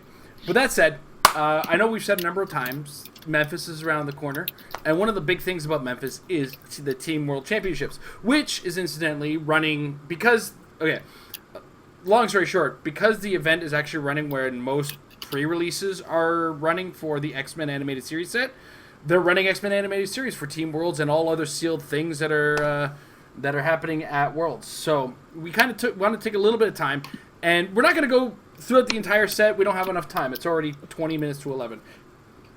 But we do want to take our top 5 picks for Team Sealed. Things we want to see in our pool of 6 packs between a group of 3. And, it's in no particular order. We're going to go one by one. We're gonna That's what you say. Yeah. I'm going from 5 to 1. Tom's got his top 5 listed in the Billboard style top 10. Everybody else kind of went, threw it at the wall. I don't want to rank them. It's because mostly for the most part, there's so much in the set I want to pull. So like I've been playing with the figures we got from our break a lot, and I can't think of a single figure where I went, I don't like that figure, with the exception of like one that I haven't had a chance to try because I've only got 2 of them, and that's the Kleinstock brothers. I was about to say Kleinstocks when you don't have 3. Yeah, if you don't have 3, you don't want them. All right, but that said, we'll go one by one, and we'll slowly go through the 20 figures and our reasons as to why. I'm sure there'll be overlap. Yeah, I'm sure there will be. And I'm going to start right away. And it's mine. You're going to see are a lot more on the lower rarity slot, both in the Colossal and the lower Colossal, because I have a realistic view of Sealed, and I try to keep like what I want to be, the rares and under, whereas what's awesome in like Christmas Day would be the super rares and chases. That said, I've talked too much. Blob is one of the ones I definitely want to get, because a dial like that is super hard to take down, can accidentally heal itself, or can get healed with something as simple as leadership, and is only taking 1 damage at a time, is frustrating to have to deal with as the opponent. So, and you've never seen a face drop faster than somebody who's beside a blob, and then the blob rolls a 10 on his attack because he's got the Brotherhood team ability, puts that action token on, removes that action token, heals a clicks. Like, you know how much work it took to do that 1 damage? So, blob is definitely up there as one of the figures I want to pull in a sealed pool. Tom. Me? Okay. In 5th place, I'm actually changing mine on the fly here based on your logic, which is, I am going to do a few higher rarity pieces as we go, but I wanted to leave chases out since you can't count on them, and so I give an honorable mention to Emma Frost, but I don't think you're going to pull her. I'm going to jump to my actual number 5, and I guess I should probably also mention, I feel like there's no way to avoid having some good high damage tentpole options here, so you'll see that for the most part, my top 5, especially for Team Worlds, is erring towards lower cost pieces. There's one exception, but for the most part, I'm looking at who are the support pieces that help round the team out in a really effective way, because I think a lot of the tent poles will cancel each other out, or at least a lot of the tent poles will be made that much better if you've got people that really enable them, and I think that's where the real nuance of building is going to be in the set. So, no more mussing around. My number 5 is going to be Amelia Voigt, or however you're supposed to pronounce it. Voigt, whatever, yeah. Yeah, so she's, or Amela, I don't really know. I'm going to call her Amelia, and I'm sure I'm wrong. But the real thing, I've said it on this show for 2 weeks running, and I'll keep saying it. Her real name is Protected, because that's what she is. In a set where there are lots of possibilities of somebody coming at you with, 4, 5, 6, 7 damage potentially, in some cases, then I think it goes a really long way to have somebody standing next to you that will give the option of you just taking 1 damage, maybe 1 from pushing 2 if applicable. But the point is, take a couple tokens and 1 unavoidable rather than the potentially awesome damage that your opponent might be laying out. I mean, if they've overextended to do huge damage and Amelia just takes that away, then next turn you can go ahead. She's extra effective because the 2 action tokens, if it's against a big colossal tent pole that she's taking that off of, they can still use colossal push to keep going. So she doesn't even necessarily use that power and prevent the use of the person that she's protecting on the next turn. Now, it is only once per turn. It's not super broken, but it is crazy good, and I think it will go a long way in conjunction with the fact that she's a perplexer, and she can be a taxi on a Brotherhood team, which is really easy to build, or an Acolytes, but almost everybody who's Acolytes is also Brotherhood. The point is, they're both really easy to build, especially in a team setting. So she's your taxi, she's your perplexer, and she's protected, and I think that combination is really good. So she's my number 5. Awesome. Mike. Well, am I muted? Okay, No, good. you're good. I had to double check. I went to the other screen for a second. I'm like, I better not be muted. I better not pull a J. It's funny that you guys mentioned those figures. I'm glad I didn't write down a top 5 list because I'd be down to 3 figures right now. Cool. Because Blob and Amelia were both on there. I will say firsthand that I, of course, look at this set the way I always look at things. I'm looking at theme. I love to build theme. If you can build theme in sealed, it's a huge thing. Probability control is a huge thing. We play a game with dice. Rerolling those dice is a huge thing. So, of course, it's an X-Men set, but Brotherhood is a great keyword in this set. There's a lot of potential building with Brotherhood. Don't ignore that keyword. There's a lot of figures that fill in at wonderful points there. And since you've already mentioned 2 of the figures that I love, I'm going to go with another Brotherhood figure that would work really well with both those figures, and that's Mystique. I think she's great. Leadership, of course, is something wonderful. The whole my brothers and sisters trait, where basically if I roll leadership and remove a token from somebody, they're going to get to heal through that. So, of course, leadership's great for that. She's got shape change, plus she's got that shapeshift token, which you just put it on somebody. Like, you don't need to see them or anything. You're playing against a team where they've got somebody that is going to be sitting in the back row, then you just put that token on them. And they're never going to have a line of fire or whatever to who's making the attack. So it's like you're succeeding on shape change almost every time. Those 3 together would be already a gross combination. And you haven't spent really that many points. I mean, what is that, like half your build? I forget how many points Blob is, because 45 Blob for 60. Amelia, 60 for things. So there you go. You've got like 140 points left of great stuff to build with that. I think she's an awesome figure and works really well with Brotherhood. All right. Cool. Jay. I guess if you were talking about the Blob, I guess I'll talk about another character with a similar mechanic, because I do like all the Danger Room versions of the characters. Mm-hmm. Despite the limitations on their damage, I just feel like in this environment, needing to hit a character 4 or 5 times, whatever, and then them maybe eventually being able to, I guess if you roll bad enough, I mean, I guess you don't mind rolling a crit miss with them, because that's 2 error tokens or whatever. Or yeah, if you get, does it work? 2 or less error tokens. Okay, you need 3 error tokens to lose all the limitations. So, but yeah, right. The one I'm specifically referring to is Sabretooth, just because he has great mobility, 6 movement charge with the improved movement, elevated hindering.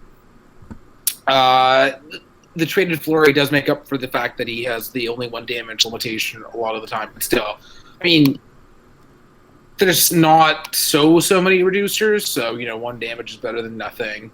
Has a Brotherhood keyword and anti-ability, so if you're rolling hot, in addition to the I guess if you're rolling a 10+, you're hitting 22, so you're really not missing. So and it's what they're taking, right? Like he can still, it's even with the reducers, it's that when they can only take 1. So it's not like he's only dealing 1. That's true too. But yeah, traded flurry, toughness, mid dial, like 18 reflexes, still has a 6 movement charge. So you're gonna be based on somebody. They're either dealing with your senses or your reflexes. If they're committing outwits to you, they still need to deal with, all those clicks of life. Like, just for the sheer amount of utility you get for the points, I really think you can't go wrong with any of them. But I just particularly like Sabretooth, and I don't like the idea of having one of your super rare pulls necessarily being the Mr. Sinister, but he's still good, so can't complain. All right. I'm going to let Tom take the lead on number 4. Okay, sure. Yes, number 4 in my 4th place. I, like Mike said, we all, Jason, Mike, and I are our team for Team Worlds, and we all love themes. So I think it's our first thought, and it takes some real convincing for us to build something that's not. And so another one I was looking at pretty closely when I was looking at figures, we were hoping to pull are people who are kind of on theme for some of the major keywords, and obviously it's an X-Men set. So for me, number 4 would be the Prime Giant Colossus. That would be Colossus with the Juggernaut helmet on. I'm specifically looking at him as 25 points that should fit onto absolutely any X-Men team you build. I mean, to be fair, he's pretty good at his higher point values too. I mean, you get an unbelievable mitten full of dial for 200 points. It's crazy. You get I think what is it, 17? No, you get 13 clicks. Yeah, 13 clicks for 200 points. That's a lot, with heavy damage reduction all throughout. And it just goes down from there. Like 10 clicks for 150 is awesome. And anyway, I'm getting besides the point. No matter what value you play him at, he's always going to start out with a retaliation effect. And so if you can trigger it, then it's a pretty awesome retaliation. And he also has passive damage potential, since when he charges, then he can deal damage to people who are adjacent to debris markers he creates when he goes blasting through the terrain. But for me, mainly the reason why he's on my top 5 I'd want to pull are sort of 2 things. One is the sheer versatility, because you've got so many different dial options on a major keyword to get a great big thick attacking piece. And the second is that for 25 points, I don't know there's a better economy out there than he's one of the best Colossal Retaliators. He's on theme, and he's a pretty great attacker in his own right, because he doesn't have the whole can't attack smaller people shtick that is so common for Colossal Retaliators. So he's a pretty decent, beefy 25-point attacker that your opponent needs to take out early, and that's going to make them overextend, and that's going to put the game in your court. So I think he's great. All right, Mike, what's your number 4 or your next one up? I'm still looking in the lower rarity scale, and still in the world of theme. Funnily enough, the other big one, X-Men in the set, I'm looking at Cable. I mean, the guy, especially if you somehow manage to pull a couple more cables, and you could take advantage of that whole adding the additional 2 to the map and tricking people that way. What I keep going back to him about, that I can't stop looking at, is really his attack power, because it's TK's free, and since he can TK himself, he's got a 15 square swing. He can TK himself 6, he can sidestep 2, and then shoot another 7. He's got an 11 attack, which is a very reasonable, good attack value to have. Top dial, 3 damage is not bad. If you've got the right support pieces with perplexes and probs or whatever, maybe some enhancement, you can juice that up. And just, again, to TK anything for free is great. Repositioning other people on your team, he could be a support piece for some of your other beat stick type characters. I just think he's a really useful figure. Plus, he's got a stop click only 3 clicks down. So who doesn't want to stop click in a game like this, especially before they're on their last click? I think he's and 75 points, very easy to fill in on the team. Plus, you've got a better chance of actually getting him being number 15. Is he? He's uncommon? Uncommon, I think. He's uncommon. Yeah, he's just in the uncommon. So I think there's a very high chance of getting him, and that's good for any X-Men team. All right.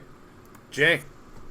I didn't order these. I guess these are ordered in how they appear in the on the evidence thread. My second pick was. I also realized when I looked at this figure, I don't know how this is going to be worded or this is going to be ruled. I guess they're probably going to rule it similar to the Ultron drones, where you couldn't use one sculpt, 2 dials. So I'm talking about Legion. Mm. I'm assuming that you'll have to. I don't know. Maybe you can use both and only use one sculpt. I don't know. But just inherently, I'm assuming you could is it also for Typhoid Mary, Bloody Mary, or whatever. They only let you play one. Yeah, I'm assuming it's going to go that way, but you really never know. But regardless of any of that, you still get one pull. You get 2 dials, and it's not like it's a multi-line character. Like they're 2 completely different dials, different keywords, really depending on what you think you'll need. I don't know. I haven't looked at the keyword as careful. I don't know how easy it is to make a New Mutants theme team, but just the stats and the powers and everything. Huh? Not in this set, no. It's hard, yeah. So, but I mean, if you're going for, I'm assuming this set you're probably going to get at least one theme team, maybe a second one, and then maybe a non-theme. So the New Mutants one with the weird dial can go on that one, maybe. Or if you want to go X-Men. I mean, even without any of the title abilities, just the stats for the title version are just really good. Mm-hmm. And the KO, when KO'd isn't so bad. The standard, I like the +1 on the title version for making your opponent make choices, which is always a fun thing to do in the game. Mm-hmm. But even regardless, everything here's good. Even actually, wait, it doesn't say how many. Oh, he starts with 1 plot points. You can. Oh, I forgot that he started with a plot point, so you can pick just 2. You can just pick 2 powers on turn 1, or like whenever you want to start going. That's actually better than I remembered. Yeah, charge, steal energy. I mean, I guess no. You don't want to do that. You want that after you've taken the damage. So I take it back. Yeah, but either way, I mean, that version has the X-Men keyword. Is probably the one you want to play with, unless you just don't for some reason. But you have more options are good, and you're already at the super point. So yeah, and then the second one has just the really wild dial. It can be obnoxiously hard to hit. Although I guess you could roll. I mean, even if you roll 6 turn 1, he's gonna be on invincible and just, I guess, keep him back, keep him safer. But every click here is pretty interesting. So I don't think you can really go wrong with more options and 2 dials for the same investment. And maybe you can play both. I don't know, but I doubt it. Mm-hmm. Yeah. All right. My next one is actually a neighbor to Jay's first one. And it's the Sabretooth that is not the robot version. I'm picking a lot of Brotherhood because, in design for years, the Brotherhood have been a bunch of chumps, and this is their year, man. They got a lot of really good stuff in this set, including this uncommon Sabretooth. So far, we're too deep into pieces you pulled. Experience goes a long way towards my opinion in this case, but yeah, man. I mean, when it comes down to it, it's a 75-point character, Brotherhood of Mutants team ability, and my mutant brothers and sisters. In addition, when he takes damage from an opponent's attack after resolutions roll d6 on a 4 to 5, heal Sabretooth 1 click. On a 6, heal Sabretooth 2 clicks, or remove an action token from him, which incidentally heals him a click as well. In his first click, he's got the special movement power. Now, he's Brotherhood, Weapon X, Animal, Assassin, Brute, and Monster. Brute comes into play because they're not on my list, but the Friends of Humanity are Brute and Sentinel and have the Underworld team ability. So, that said, his special movement power gives him Charge, Flurry, and Stealth. This is an indomitable character that ignores hindering and elevated terrain for movement at 75 points with a 5 movement charge with 12 attack, 18 defense on its first click. And it gets 12 attack later on in the dial when he gets that power back. And he's got Battle Fury to get through Mystique's super or shape change, or anybody else's shape change for that matter. And there's some mind control in this set, so no mind controlling him after a first click. He's for 75 points at an uncommon. Wow, there's a lot of meat on this little potato here. So Sabretooth definitely hits a good spot on I wouldn't mind getting him in the pile. Mike, you get the lead on the next set of dials. Okay. I'm going to move up into some of the bigger figures now, and I would definitely love to see the Dark Phoenix Colossal come out of there, much for the reasons that Tom was mentioning with the Colossus. It's an X-Men set, and you're going to be building a lot of X-Men teams, and you can play her at that awesome 30 points with the Colossal Retaliation. That Colossal Retaliation power is great, provided that you don't make the mistake of leaving your own friends in the range of it. But to be giving out action tokens and dealing 2 penetrating damage to a whole crowd of people, yeah, that's pretty sweet. It's still also not the 300-point dial is not a bad dial. I'm always wary about playing a tentpole team, but if there's any figure that has a chance of surviving in this environment as a tentpole, I think it's this figure. I mean, she's got a hypersonic with a 12 attack, 19 defense, 5 damage. Those numbers are great. All the right powers. I mean, if she's standing still, then she can Psychic Blast you. If she's running with the hypersonic, the 5 damage is pretty good. You know, outwitting defense powers, invincible, reducing damage, and all that. I mean, still, I don't want to play a 300-point figure, though. Well, she's a great get out of bad pulls free card because you get to build 2 good teams and Dark Phoenix. So it goes a long way if you happen to still manage to pull a bunch of stuff that doesn't really work together. Exactly. And this is one of the few sets where her Colossal Retaliation click will be able to be used offensively besides Retaliation, because there's going to be a lot of Colossals out there and she's got huge range. So. Oh, absolutely. Triple target, 10 range, right? So, yeah, definitely I would love to see a Dark Phoenix. Plus, she's gorgeous. Yes. Yeah. She's a pretty bird. Yeah, both the birds are very pretty in this one. Yeah. Ooh. Jay? I got the other bird. Ah, Cool. Really? I was debating, I was thinking about Rachel, and then you said Dark Phoenix, so I decided to go back to the other version. Sure. I think defensively she's pretty decent. I mean, she has Power Cosmic, X-Men to be healed, can heal herself with her trait if she manages to use poison, which isn't the easiest, but really, you never know. I guess she has Energy Shield, so they're going to want to be basing her. They want to be attacking her. There's Charge. 10 range triplex is good if you're playing her at the 175. Decent offenses all around. Then what is it? She poisons the opposing character damage. She can either heal herself or heal friendlies. So, you know, when she's on the TK clicks, if you even just want to TK an opposing character next to her just to set up some weird shenanigans. Or you just play her on the retail, and then you just have TK for 25 points, and you have a Retaliator. Right. And potentially, just sit in the starting area and maybe even have long enough range to just theme prob on X-Men. You know, and this is only uncommon, so yeah, it's probably the one that's going to see a decent amount of play just because it is that rarity. But I do feel like, given that it's only 175 for the second line, I feel like there's definitely some merit in looking at both of those. But I feel like if you pull this one, you're definitely playing it one way or the other. All right, Tom, what's your number 3? It segues nicely off of Jay's because mine's also a 25-point TKer, and that's the Magneto, the rare Colossal Magneto. He's not Colossal, but the quad-based Magneto. Again, you know, continuing the theme of great keywords. He's got both Acolytes and Brotherhood. He's, I think, most playable at either 200 or 25. So again, he's a kind of a get out of bad pulls free-ish card, since Pulse Wave is so valuable at all times. I hardly need to tell anybody why. And it's not super easy to come by in this set. I mean, Outwit is not that easy to come by either, and I've been harping on, like, I've been beating the Bible of Outwit very hard in the last few weeks. But Pulse Wave, I mean, Pulse Wave is the ultimate Outwit in a way. And so at 200, then what a dial. Starting 18 defense, but he gets the +1 for every 2 or more squares that people are away from him. So if they're trying to peg him from across the map, they're probably not going to succeed. They've got to get in close, and that's a risky proposition for a lot of characters because you get too close into Magneto. He's got his own retaliation to get into place. I mean, that's the joy of a Magneto at 200 points. Get somebody else up there to take some damage, retaliate on them, and then single target pulse wave them. Boom!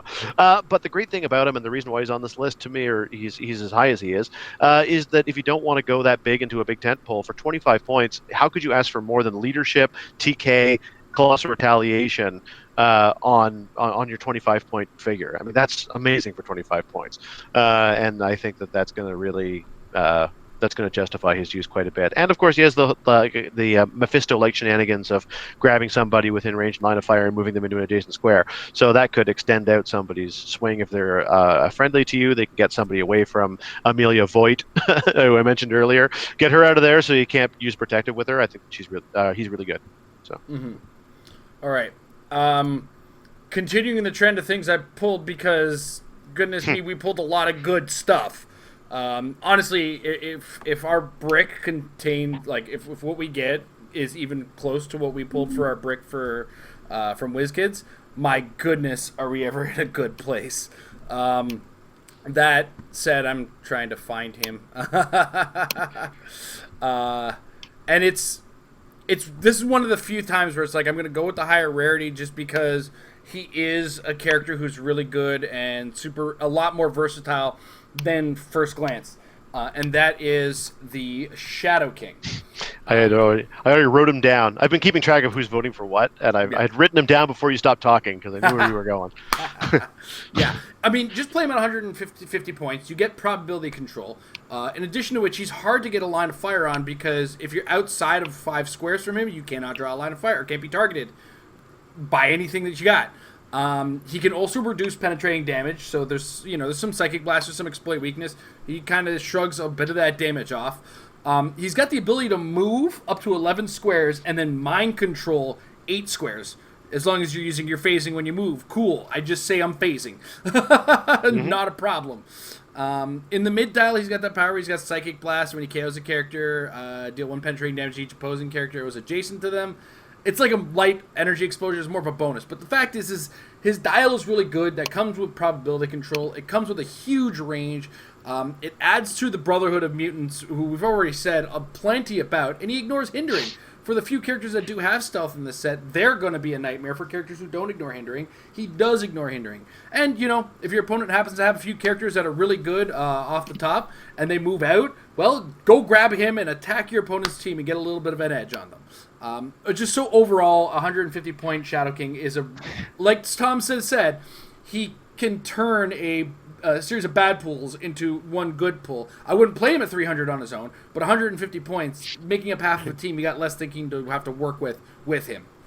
I can't believe that you went through the whole dial and you buried the lead on the other most useful power in the world.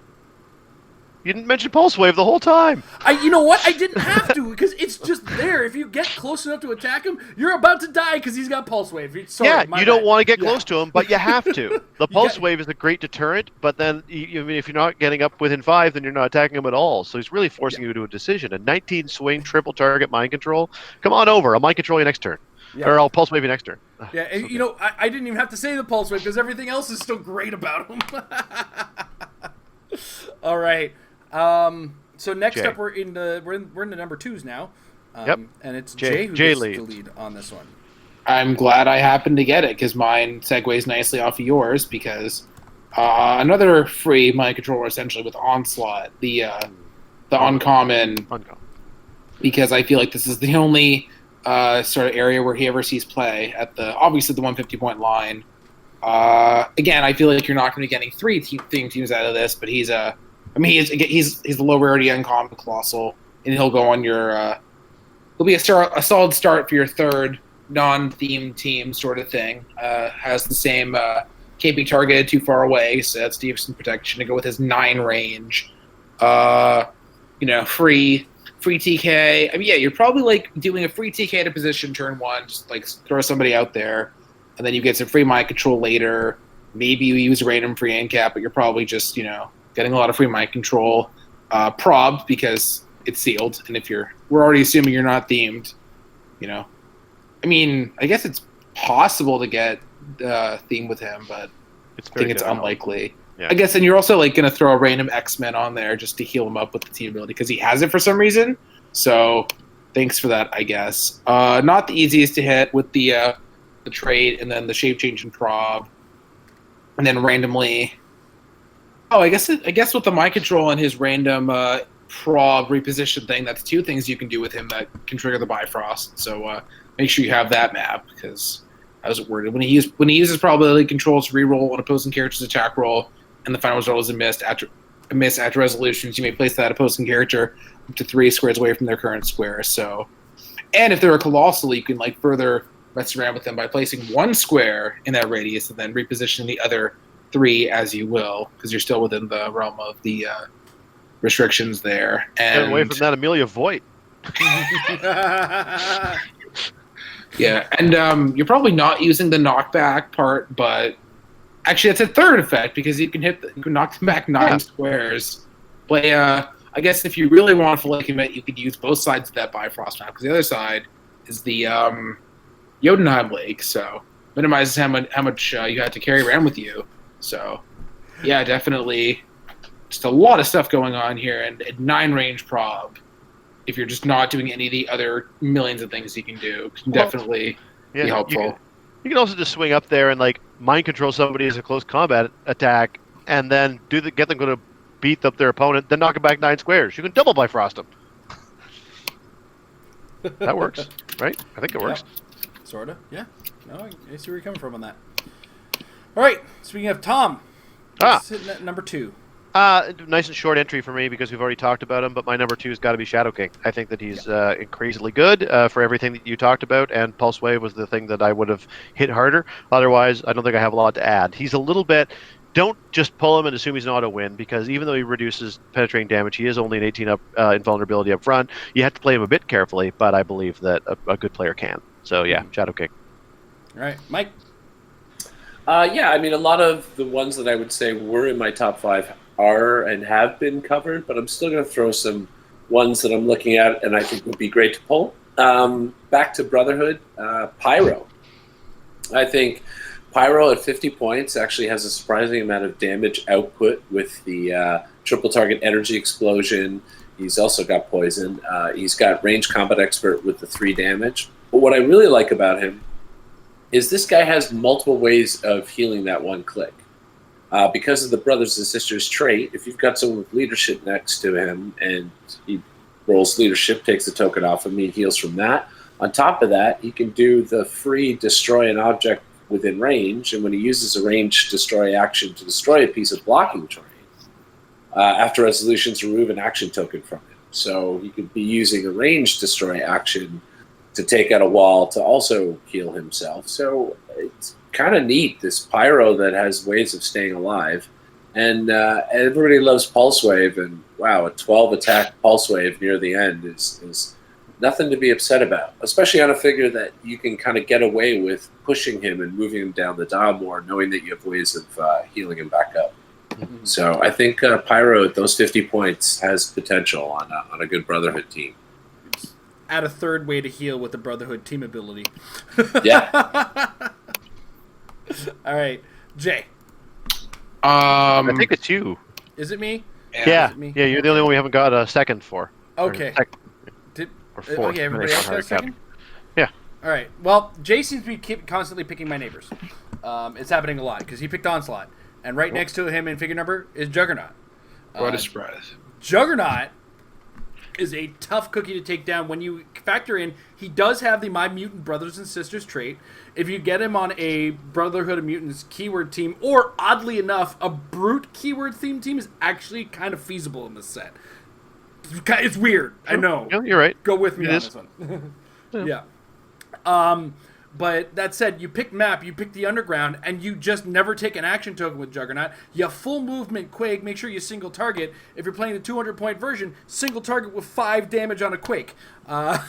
With giant reach. It's not colossal reach, so you got a little bit of maneuvering room on that one. And as long as you took away 3 squares of blocking, you lose that action token after you're all said and done. What's more, he adds the Brotherhood team ability to potentially take more action tokens off of him. And if he ignores characters and blocking for movement, so you can't hold him down. He'll just walk around you, break some terrain, make an attack, heal after he's done. Holy smokes! And what's more is, as Tom has said multiple times, one of the highest value powers in the set is Outwit.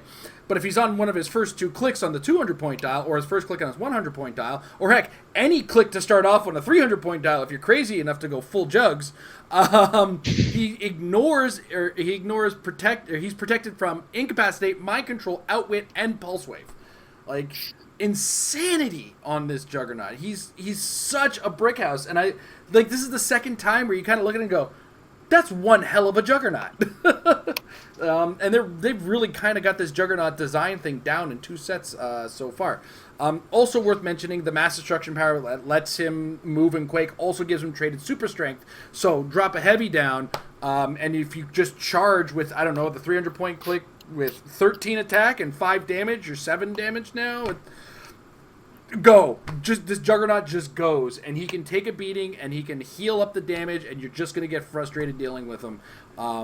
And like at 200 points, it's gonna take like 300 points to take him down, and he's already done like 250 points worth of damage. Good luck dealing with the last 100. Right? It's insanity how juggernauty this Juggernaut is. All right, so we go to the number 1 figure now, the final figure, as it were, for everybody. And who wants to go with their final first? Well, I'll go first. All right, Mike. I would love to see a Cassandra Nova. Yep. I mean, she's got great stats already. Psychic Blast to cut through things. She's indomitable. She doesn't care about pushing. 18 defense, 3 damage. Then you start to look at her powers. It gets crazy. I mean, the whole mind control thing, it's triple target, 8 range. Plus now, if she mind controls them and they hit or miss, they've got these approved and rejected tokens. So you can be mind controlling guys again, and they've got a better attack. Or when they're not on your team, now they've got minuses to their attacks. What's neat about that, too, is if you look at her damage power, the Leadership Perplex Shape Change, also gross, because she's already got an 18 defense and stealth. Now she can potentially roll out of you even attacking her. But if she succeeds on leadership, she gets to call out the guard command. They're not amazing figures, but hey, it's extra figures that you could potentially swarm with. And what's neat is with their special attack in cap, if you call one of them out or you get one of them on the map with the leadership, they attack one of these mind-controlled people. They could give a -2 to their attack, and if they missed an attack and got a -1, you could have opposing characters with a -3 to their attack from that. So that's pretty gross. Also, a Super Senses on a 4 to 6. We know how good that works out. I play Unseen a lot for that exact reason. Plus, she's got what I like to call Power Cosmic Light with having the stealth. So there's very few opportunities for people to actually outwit that defense power. On top of that, she only takes 1 damage from close attacks, which you're most likely having to do because of that aforementioned stealth. I mean, this is a great figure. She is half your points. To be fair, it's half your build, and that's tough. I don't like 10 pulls.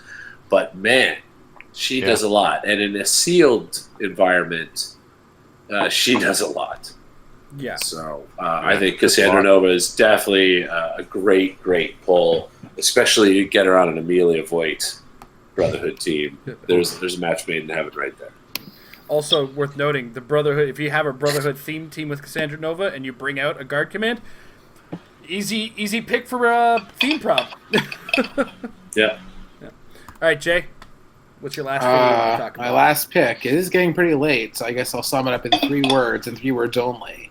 Eugene, Torbit, Winterspan. No. I'm actually happy that I get to go after Mike because my real pick is also a kind of mind control-y, obnoxious, stealthy character. I don't care what Devin says. Emma Frost Chase is a great figure. She is a great figure. Devin says otherwise? Maybe I should reconsider. Devin I guess it's Devin, but he wasn't even on the top 10 list, so whatever. I don't care. Ouch. Ow! Oh! Jeez Louise. So apparently we're going to be changing our name to Shots Fired. We're going to have to talk to the guys that run the podcast. Yeah. But yeah, I mean, even before you look at anything else she does, she's only 75 points, and she has the amazingly nonsense trait. The friendly characters can't be targeted by opposing characters more than 6 away. As a global effect for your whole team, that's going to be one that opponents are going to forget about, and then they're going to do something, and then you're going to be like, sorry. Especially with there's a lot of 9s and 10s and 8 ranges in this set, so I feel like you're going to get a lot of mileage out of that alone. I like the Protected Outwit, Stealth, and Mastermind, and then on top of that, Energy Shield. So, you really have to deal with what she has. No matter what you're doing, you're going to have to deal with her crazy defenses. No willpower, but, I mean, she's so good as it is. I'd rather her be this and not have willpower. That'd be just too expensive. Not themable, but again, like you're not going to have 3 theme teams probably, so it's fine. And even then, it's probably, I don't know, not necessarily worth breaking theme over, but I just don't think it's likely to happen anyway. Has that wit on top of everything else, has mind control traded, and can target any number of characters of lower point value within the normal range and line of fire. And this is not the most high point set, so she could easily be. She can just be just so much of an annoyance for your opponent, and she doesn't even need to do damage to do it. She can, but she doesn't even need to. Even on a clearing turn, she's giving you the outwit. She's doing the ridiculous global effect, and theoretically is just the most annoying character to be based with, or one of the more annoying characters to be based with, just because you really have to deal with that mastermind somehow. And it's a chase. Like I don't see many scenarios where you pull a chase and don't play it. I guess outside of maybe Jason Wingard, because the Pogs are not aplenty in this set, outside of the scanner one or whatever. So, cool. All right, Tom, what is your desert island number 1? Oh, well, I mean, I know what it is. Yeah, you do know what it is, because anybody who's been listening to the show for the last couple of weeks, especially 2 weeks ago, I think it was, will know I already went on an extreme gushing fest. I'm going to directly contradict something Jay said earlier. I think his exact quote was like, I wouldn't want my super rare pull to be Mr. Sinister Danger Room. Okay, I would.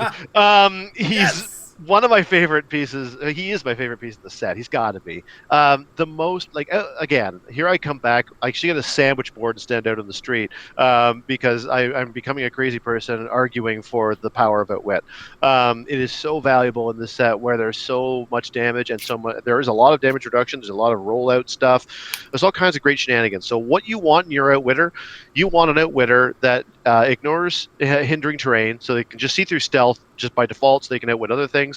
They're nice and cheap, so they're not taking up that big a point value on your team. They got 7 range to do it. They're protected by shape change and stealth and ESD and only taking 1 damage from attacks, and they only give that up by making attacks. And my question to you is why? Why would you?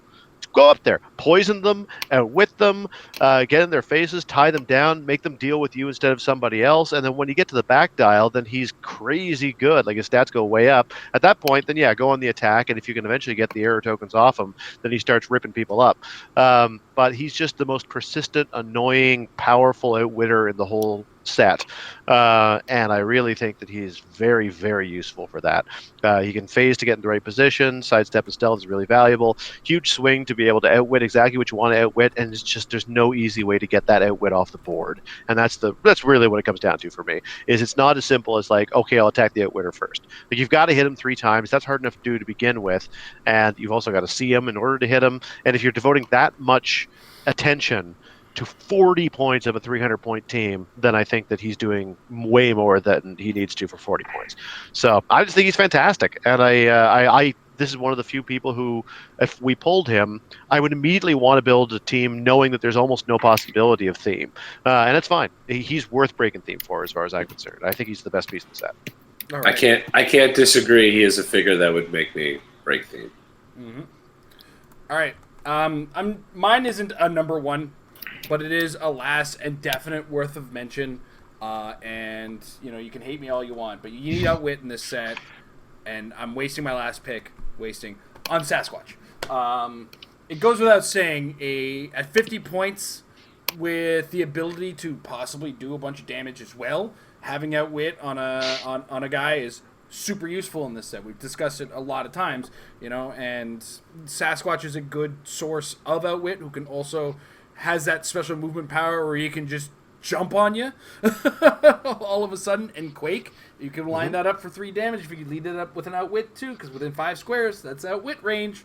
So Sasquatch is a good, solid outwitter, worthy of attention on your team. Before we kind of wrap this segment up, is there any honorable mentions we feel like don't necessarily sleep on it just because we haven't mentioned it? Well, for me, I'm going to say Exodus. I don't want to put him in my top 5, but Exodus, don't sleep on him because one good leadership is one hell of a swing with him. I mean, I was keeping track, and there's only one piece, and that'd be Shadow King, that was on more than one list. I know a lot of us were kind of intentionally leaving off things that other people had mentioned, but that means that we just mentioned 19 pieces out of the set. So that's a pretty hefty portion of the set that we'd be happy to pull. I think that's, I mean, we may indeed have honorable mentions, but it's great that we've gotten into that much of the set. There's almost no possibility that you're not going to pull something from that list, and you may pull a lot from it. So I guess I would want to finish off the Danger Room versions because the Magneto is also like holy hell good. Like yeah, they're even all great. before you look at anything, like even just looking at his dial, like you have Indom and Flight, like you have a 50-point taxi with 8 range as well, dual targets that that has Indom, has to be hit like 5 times, and then just when you look at the stats, like you're only dealing at 1, but then you have the option of Psychic Blast pinging 2 characters, and again, you can deal more than that if you really need to.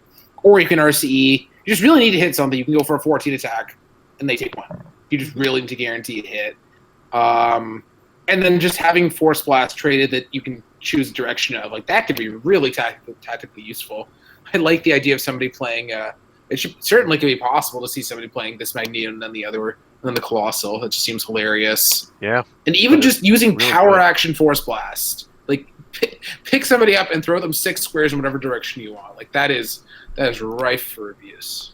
I'll also give a small honorable mention to the title character, Mr. Sinister. I think he's outclassed by the Danger Room version, but I do think, and he's also non-themable. But on the other hand, you get a very, very long dial that is well protected with a ton of really heavy reducers and stuff. He's, again, that outwit that I keep going on and on about to start with, and he's a POG generator. He just can't do it right off the bat. So you have to build the right team around him, but if you can get that right team around him to the point where you can get some plot points up without him just getting punked out, then a lot of his pogs are really quite potent, and you can really turn the late game to your advantage. Mm-hmm. Mike, anything you want to briefly mention? No. Okay, cool. All right, then on that note, the last thing we kind of want to cover, and I like to cover this last thing because this is the stuff we don't think about when it comes to planning for tournaments. So, like, yeah, get your team, plan your team, build your team, practice your team, get your stuff.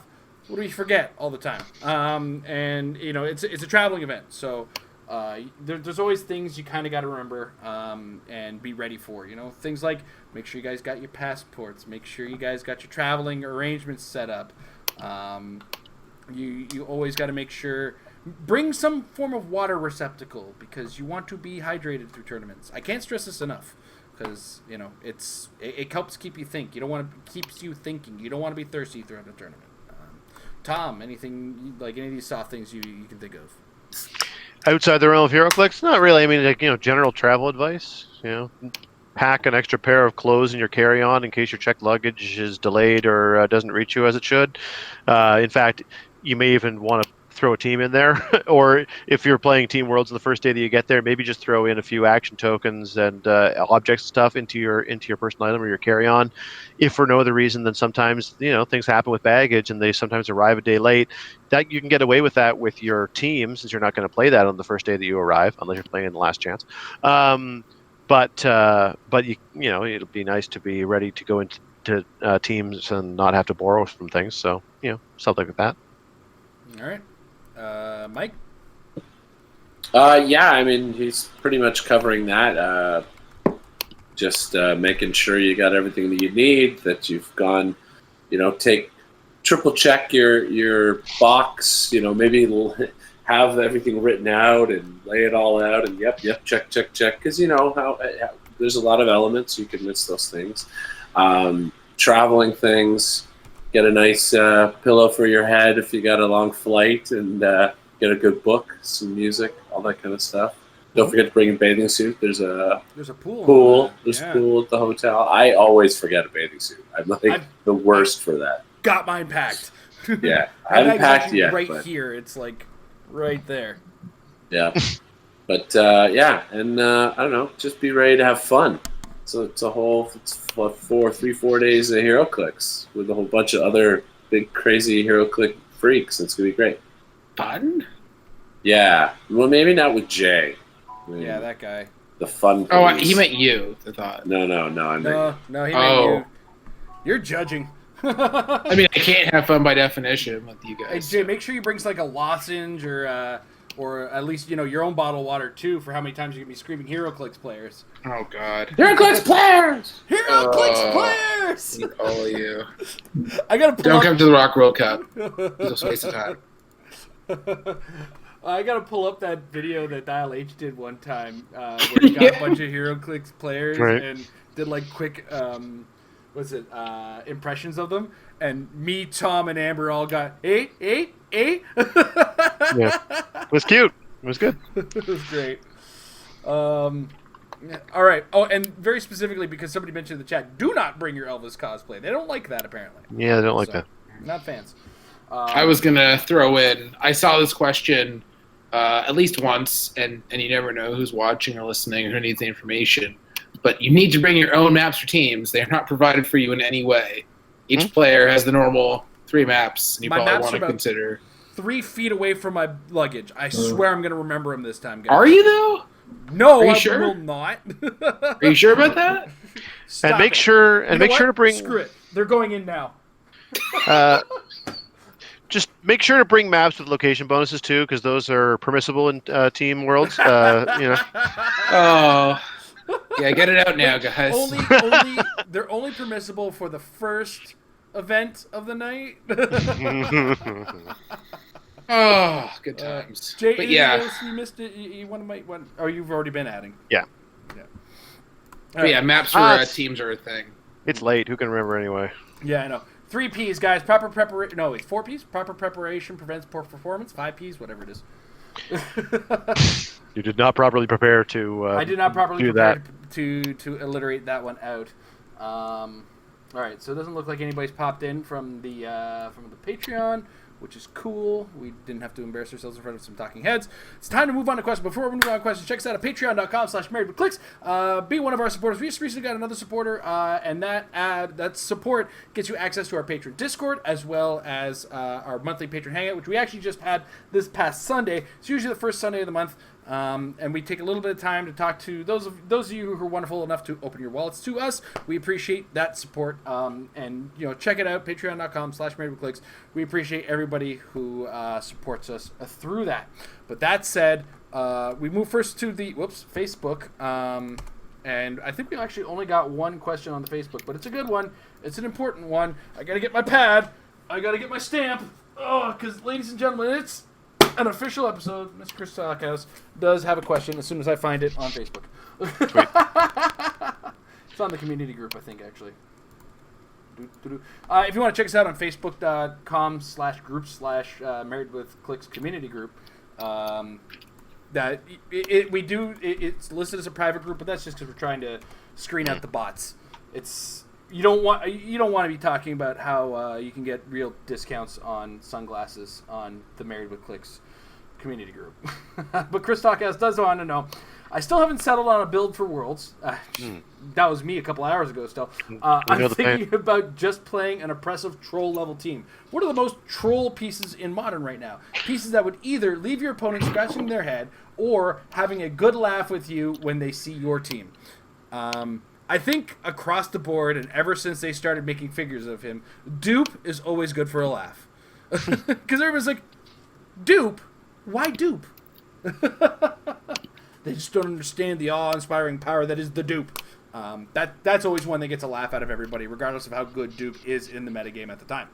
Tom, what do you think? I think it's really hard. I don't know if there is a lot of, I'm trying to think of what we define as trolling. I mean, if Chris, if you can be the one person out there that cracks the code on a team with no additional game elements, then you'll certainly troll a lot of people that are relying on their elders being on click 0. I don't know that there really is a great version of that. There's a few people that have made runs at it. I've seen Medusa's most commonly, but if you can crack that code, then that's a particular version of trolling. But I mean, it's a fairly specific usage, even though it's not like, it's specific, but then again, there are tons of traders, there are tons of astronomers, there are no lack of collectors. It could be valuable. But I can't really think of what else is particularly trolly at the moment. I'll keep thinking. All right, Mike? Yeah, that's a tough one. I feel like a lot of stuff kind of retired out recently. That was the really annoying stuff. We lost a bunch of don't die tech kind of stuff. I can't really. I mean, I know Q Prime is the new thing that we're going to see, and anytime you can replace a die roll with something is pretty annoying and frustrating. So I guess Q Prime, because of the freshness to him, might bother people too. But I'm hard pressed to think of anything that really feels troll level. Like troll level to me was Faust. Like that was the fun killer, as it were. And I blame Faust for my plantar fasciitis. Let me just say that. I blame him for that. Yes. All right. That's not your fault at all. Not my stomping on it in my burns at all. Was that a bad choice? Oh, that D20 die. Oh, jeez. Jeez. Jay? I guess Dupe actually does tie into what I was going for with my answer. I was just going to say, Don't Die is definitely not as much of a thing as it used to be, but there's... What? Oh, I thought you said I'm not muted. Jason was doing a thing with his ear. Never mind. I was listening to something on my phone because I got one last entry to add. Oh, okay. Yeah, Don't Die is a thing. I mean, I still think Lockjaw's perfectly good. Just don't roll. Don't be Emily and just don't roll, because if you don't roll to click 6, you're not going to get double token to death. Needing to be hit 6 times in this environment may as well be a million. In an environment where you have Kobik teams that rely basically solely on Collins to actually do the work, he's not going to die unless your opponent can somehow manage to make you die from going to click 7 without you rolling, sort of thing. Mudman's a thing. Dupe has 2 stop clicks. Stop clicks are the main thing because nobody's really playing Green Arrow right now, so there's nothing anybody can really do about stop clicks. So that's not a thing that Kobik can get rid of the protected outwit for. So you have, Dupe has 2. Even the Skull. I mean, if you're not playing him on an EarthX team, that's still 2 solid stop clicks. And with the way the environment is right now, people want open maps, so Skull Tank is going to be a thing. If you can make it work, Skull Spectral is a thing. I still like the Chase Angel and some of these lower point characters now, like Skull, like the Corrupt Cop, can actually call in stuff that's good because they're 40-point columns now, sort of thing. And then Isaac for barrier and a stop clip with Awesome Pogs is also a thing. So I guess I don't think Don't Die is the absolute pinnacle of or it's not quite as good as it used to be. But I feel like there's going to be somebody that makes it work, or at least tries and does well enough. And there actually was a question on the Discord. Yeah, I'm gonna get to that. Okay. Chill, I was also gonna say maybe I know this. This would be I think a legit troll move, only because of the way we've been seeing tournaments go outside of the standard meta competitive lately. If you could find some way of building the Regenesis Wolverine on a Jean Grey thing, especially with so many teams relying upon, again, call-ins for so much of their damage, means you call somebody in, they deal you damage. It's hard sometimes to get them past the stop clicks. So you knock him 2 stop clicks, and he can always free heal off them if he's on the right theme team. So if you could build one of those, because it's been such an annoying thing in Regenesis, and we're all traumatized by seeing it, I don't think it has a great potential in the competitive meta, but the instinctual reaction to seeing that Wolverine on the map on a Jean Grey team is anger. And so that's a good troll move, I think. Double Wolverine oddly could be enough, a thing. as Tom has just mentioned, Amber is planning the perfect troll move.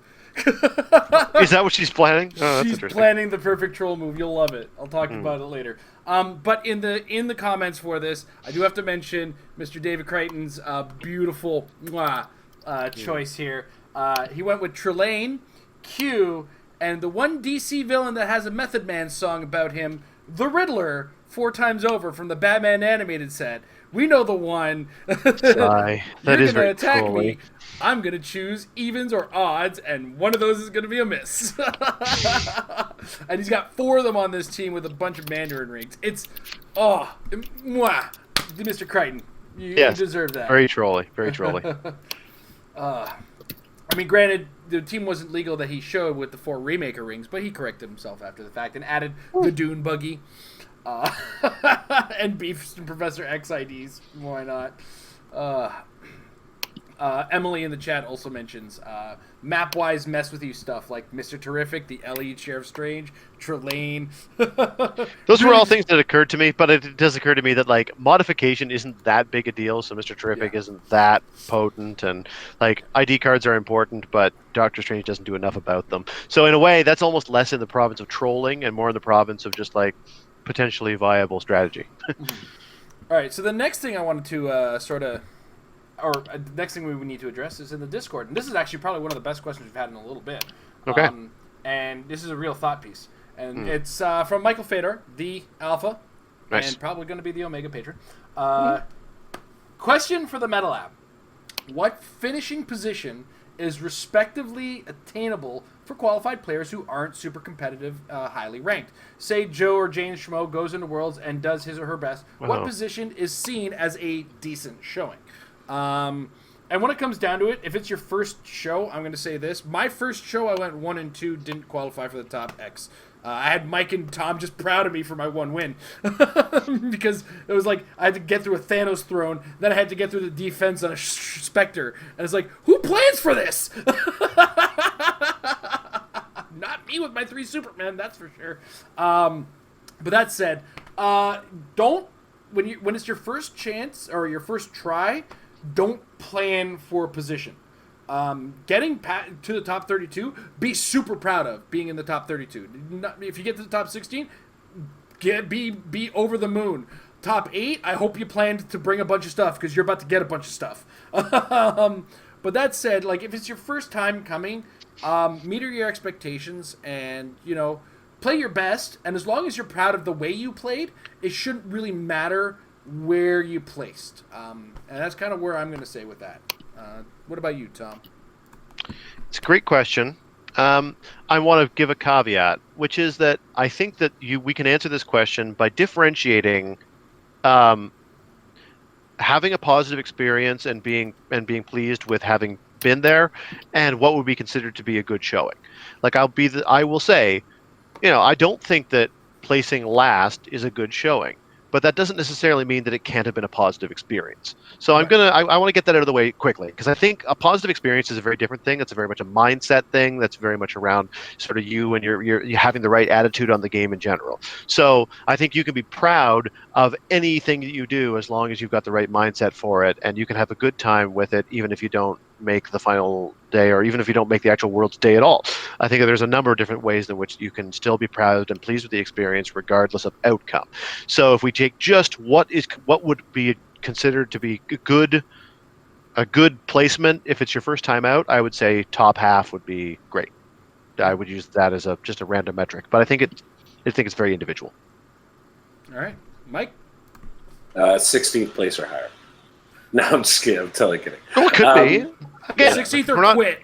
No, because we're not saying that if you don't do it, it's a bad experience. No, right? Of course not. I would never pick a specific number. It's a personal journey for yourself. I think it's good to set a number if you want, like to feel like, hey, this is where I think I fit in the pool of players, and I think I should finish in the top half. Hey, I finished in the top half. That's great. I do think if it's your first event and you finish in the top half, that's awesome. You should feel really great. I think if you made the trip to Worlds and you made a team and you're playing how it clicks, you should feel great because it's pretty cool that we get to play this game as a thing that we do, because it's ridiculous. We're playing with miniatures of superheroes and supervillains and stuff. Toys. You know what I mean? Like, that's awesome in itself. It's really... I know for myself, depending upon how I've been doing in the year and depending upon the field of people, I will pick a thing where I'll say, man, I hope I make top 8. If I make top 8, everything's great. And then it happens and I feel awesome. Sometimes it doesn't happen, but you're like, whatever, I tried. I think it's really just going to come down to, did you play what you wanted?